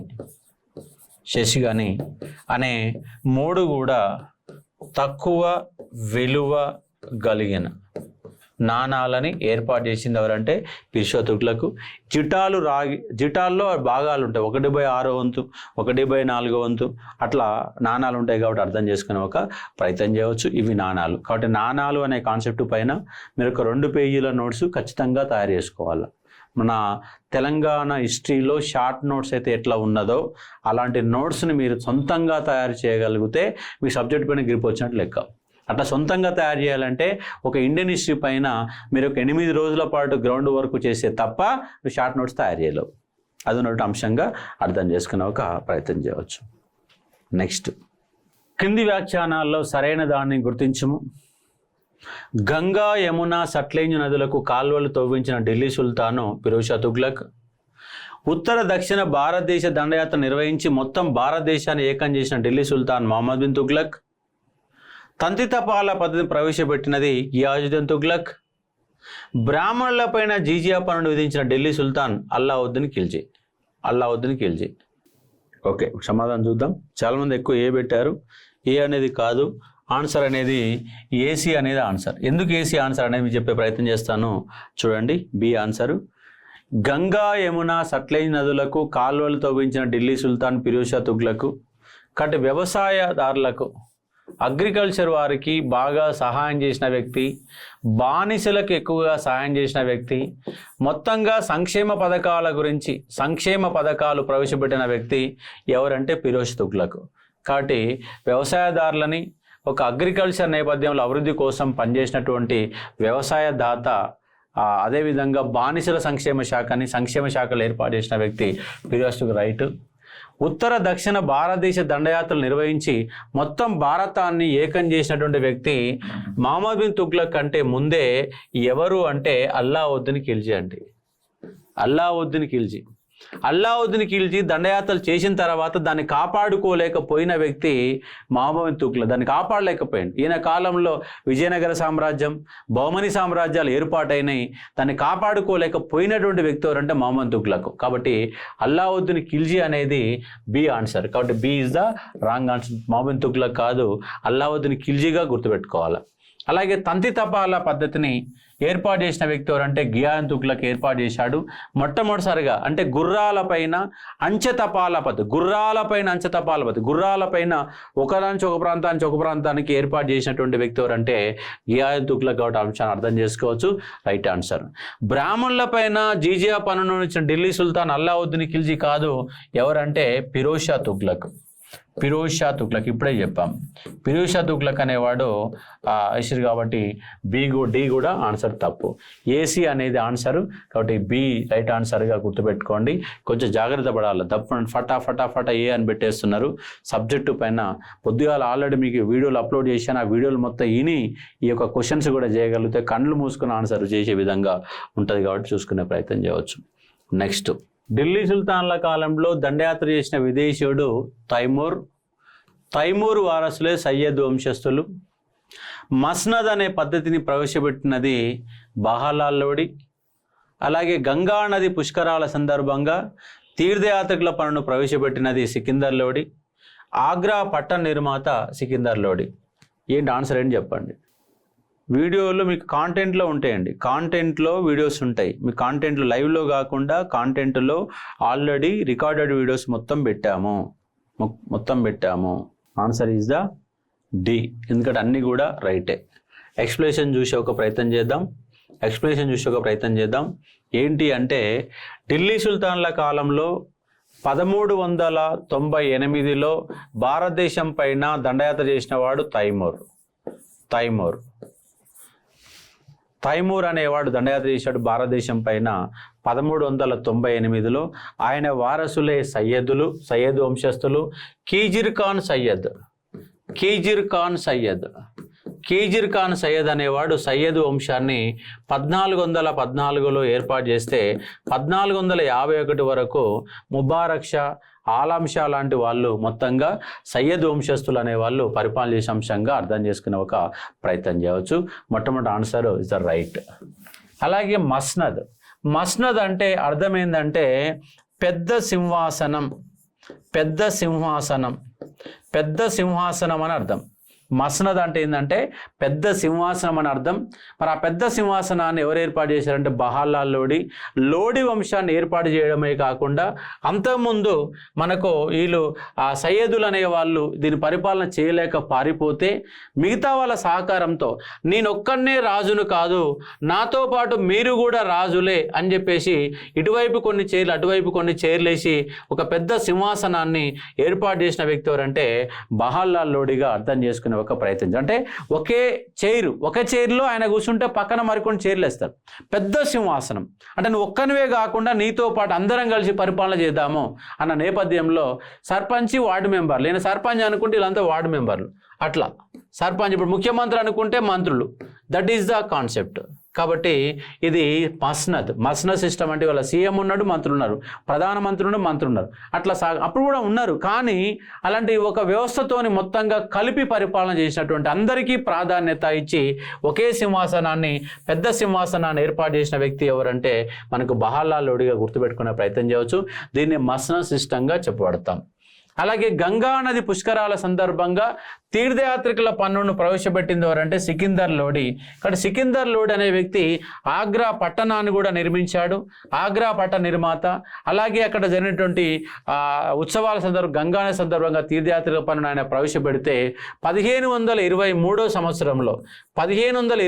సంవత్సరంలో అక్బర్ మళ్ళీ తీర్థయాత్రికుల పన్నుని రద్దు చేసిన చక్రవర్తి అక్బర్ 1523లో తీర్థయాత్రికుల పన్నుని 1564లో మళ్ళీ జీజియా పన్నుని రద్దు చేసిన వ్యక్తి ఎవరంటే అక్బర్ అన్న అంశంగా గుర్తుపెట్టుకునే ఒక ప్రయత్నం చేయవచ్చు.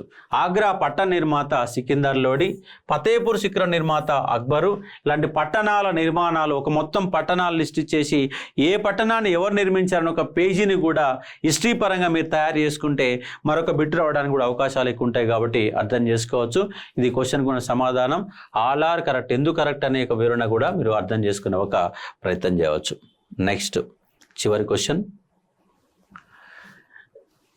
ఈ క్రింది వ్యాఖ్యానాలలో సరైన దానిని గుర్తించుము. భారతదేశంలో కమాను, గుమ్మటం నిర్మాణ పద్ధతులను ఢిల్లీ సుల్తాన్లు బైజాంటిన్ సామ్రాజ్యం నుంచి గ్రహించారు. గోడలపై రకరకాల రేఖలు, పూలు, మాలలు, ఖురాన్ సూక్తులను గోడలపై చిత్రీకరించారు. ఈ విధానాన్ని అరబెస్కు చిత్రలేఖనంగా పిలుస్తారు. కుతుబ్ మినార్ ద్వార ప్రాంగణ అలై దర్వాజా నిర్మించినది ఇల్టుట్మిష్. జాన్పూర్, ఫతేబాద్, ఇస్సార్, ఫిరోజాబాద్ అనే నగరాలను ఫిరోజ్ షా తుగ్లక్ నిర్మించాడు. ఇలా కరెక్ట్ ఆన్సర్లు ఏందో చెప్పే ప్రయత్నం చేయండి. Very good. ఇవన్నీ కూడా ఆప్షన్స్ అనేవి తప్పు ఉన్నాయి. ఆన్సర్ ఈజ్ ద రాంగ్ ఉన్నాయి. ఎందుకంటే ఇక్కడ కరెక్ట్ తప్పు ఉన్నాయి. తప్పేంటి? కుతుబ్ మినార్ యొక్క ద్వార ప్రాంగణం అలై దర్వాజా నిర్మించింది ఇల్టుట్మిష్ కాదు, అల్లావుద్దీన్ ఖిల్జీ అనేవాడు అలై దర్వాజా నిర్మించాడు. మరి ఇక్కడ కుతుబ్ మినార్ నిర్మించింది ఎవరు అంటే అల్లావుద్దీన్ ఖిల్జీ కాకుండా ఇల్టుట్మిష్ అనేవాడు నిర్మించాడు. ఇల్టుట్మిష్ మరి ఐబక్, కుతుబుద్దీన్ ఐబక్ మరి ఫిరోజ్ షా తుగ్లక్ ఈ ముగ్గురు కలిసి నిర్మించినటువంటి నిర్మాణమే ఏంటంటే కుతుబ్ మినార్. ఐబక్ అనేవాడు కుతుబుద్దీన్ బక్తియార్ కాకి పేరు మీద ఒక అంతస్తు నిర్మించి వదిలిపెడితే ఇల్టుట్మిష్ అనే వ్యక్తి దాని నిర్మాణాన్ని పూర్తి చేశాడు. పైభాగం పైన పిడుగుబడి ఖరాబ్ అయిపోతే పైభాగాన్ని 4-5 అంతస్తులుగా, ముందుగా ఎన్ని అంతస్తులు ఉంది? 4 అంతస్తులే ఉంది. 4వ అంతస్తు ఖరాబ్ అయిపోతే మళ్ళీ 4-5 అంతస్తులుగా దాన్ని తీర్చిదిద్దేవారంటే ఫిరోజ్ షా తుగ్లక్. కానీ దాని యొక్క ద్వార ప్రాంగణం అలై దర్వాజాని నిర్మించింది ఎవరంటే అల్లావుద్దీన్ ఖిల్జీగా మీరు అవగాహన చేసుకునే ఒక ప్రయత్నం చేయవచ్చు. కాబట్టి కుతుబ్ మినారు ఇది ముస్లింల యొక్క దండయాత్ర, భారతదేశం పైన ముస్లింల యొక్క దండయాత్ర విజయానికి సూచికగా కుతుబుద్దీన్ ఐబక్ అనేవాడు ప్రారంభించినటువంటి ఒక నిర్మాణమే ఏంటంటే కుతుబ్ మినారు అన్న అంశంగా అర్థం చేసుకునే ఒక ప్రయత్నం చేయవచ్చు. కుతుబ్ మినారు. అలాగే గోడలపైన రకరకాల రేఖలు, పూలు, మాలలు, ఖురాన్ సూక్తులని అరబెస్కు చిత్రకళగా మనం పిలుస్తాం. Right answer. భారతదేశంలో కమాను అంటే ద్వార ప్రాంగణం, గుమ్మటం అంటే పైన ఉన్నటువంటి గుమ్మటాలు. ఎక్కడ మనకు దేనిపైన అంటే మనము అది మసీదుల పైన ఉన్నట్టు గుమ్మటాలని ద్వార ప్రాంగణం కమానుని నిర్మాణబద్ధుడు ఢిల్లీ సుల్తాన్ బైజాంటిన్ సామ్రాజ్యంకి తీసుకొచ్చాం. ఈ ద్వార ప్రాంగణాలు ఇవాళ గుడికి ద్వార ప్రాంగణాలు అనేవి కనబడతా ఉన్నాయి. మసీదు పైన గుమ్మటాలు అనేవి కనబడుతున్న అంశంగా అర్థం చేసుకునే ఒక ప్రయత్నం చేయవచ్చు. ఇవన్నీ కూడా ఎక్కడికి వెళ్ళంటే బైజాంటిన్ సామ్రాజ్యంకి వెళ్ళి వచ్చారు. అలాగే జాన్పూరు, ఫతేబాదు, ఇస్సారు, ఫిరోజాబాద్ అనే నగరాలని ఫిరోజ్ షా తుగ్లక్ నిర్మించిన అంశంగా అర్థం చేసుకునే ఒక ప్రయత్నం చేయవచ్చు. చూడండి, ఇక్కడ జాన్పూర్ ఎక్కడ ఉంది? జాన్పూరు అంటే యూపీలో ఉంది. ఈ జాన్పూర్ అనే పట్టణం జునాఖాన్ పేరు మీద మహమ్మద్ బిన్ తుగ్లక్ యొక్క జ్ఞాపకార్థంగా నిర్మించిన పట్టణమే జాన్పూర్. అలాగే ఫతేబాదు కూడా ఎక్కడ ఉంది అంటే ఫతేబాదు కూడా ఉత్తరప్రదేశ్లోని ఉన్న ఒక పట్టణము. అలాగే ఇస్సార్ అనేది ఎక్కడ ఉందంటే హర్యానాలో ఉన్నది. అలాగే ఫిరోజాబాద్ అనేది ఢిల్లీలో ఉన్న ఫిరోజాబాద్ అనేది ఢిల్లీలో ఉన్నటువంటి ఒక పట్టణంగా మీరు అవగాహన చేసుకునే ఒక ప్రయత్నం చేయవచ్చు. ఇవి 4 పట్టణాలని ఎవరు నిర్మించారు అంటే మనకు ఫిరోజ్ షా తుగ్లక్ నిర్మించిన అంశంగా అర్థం చేసుకునే ఒక ప్రయత్నం చేయవచ్చు. జాన్పూర్, ఫతేబాదు, ఇస్సార్, ఐరన్, ఫిరోజాబాద్, ఢిల్లీ ఈ 4 పట్టణాలని మనం గుర్తుపెట్టుకునే ఒక ప్రయత్నం చేయవచ్చు. ఇది ఇవాళ ఉన్నటువంటి క్లాస్.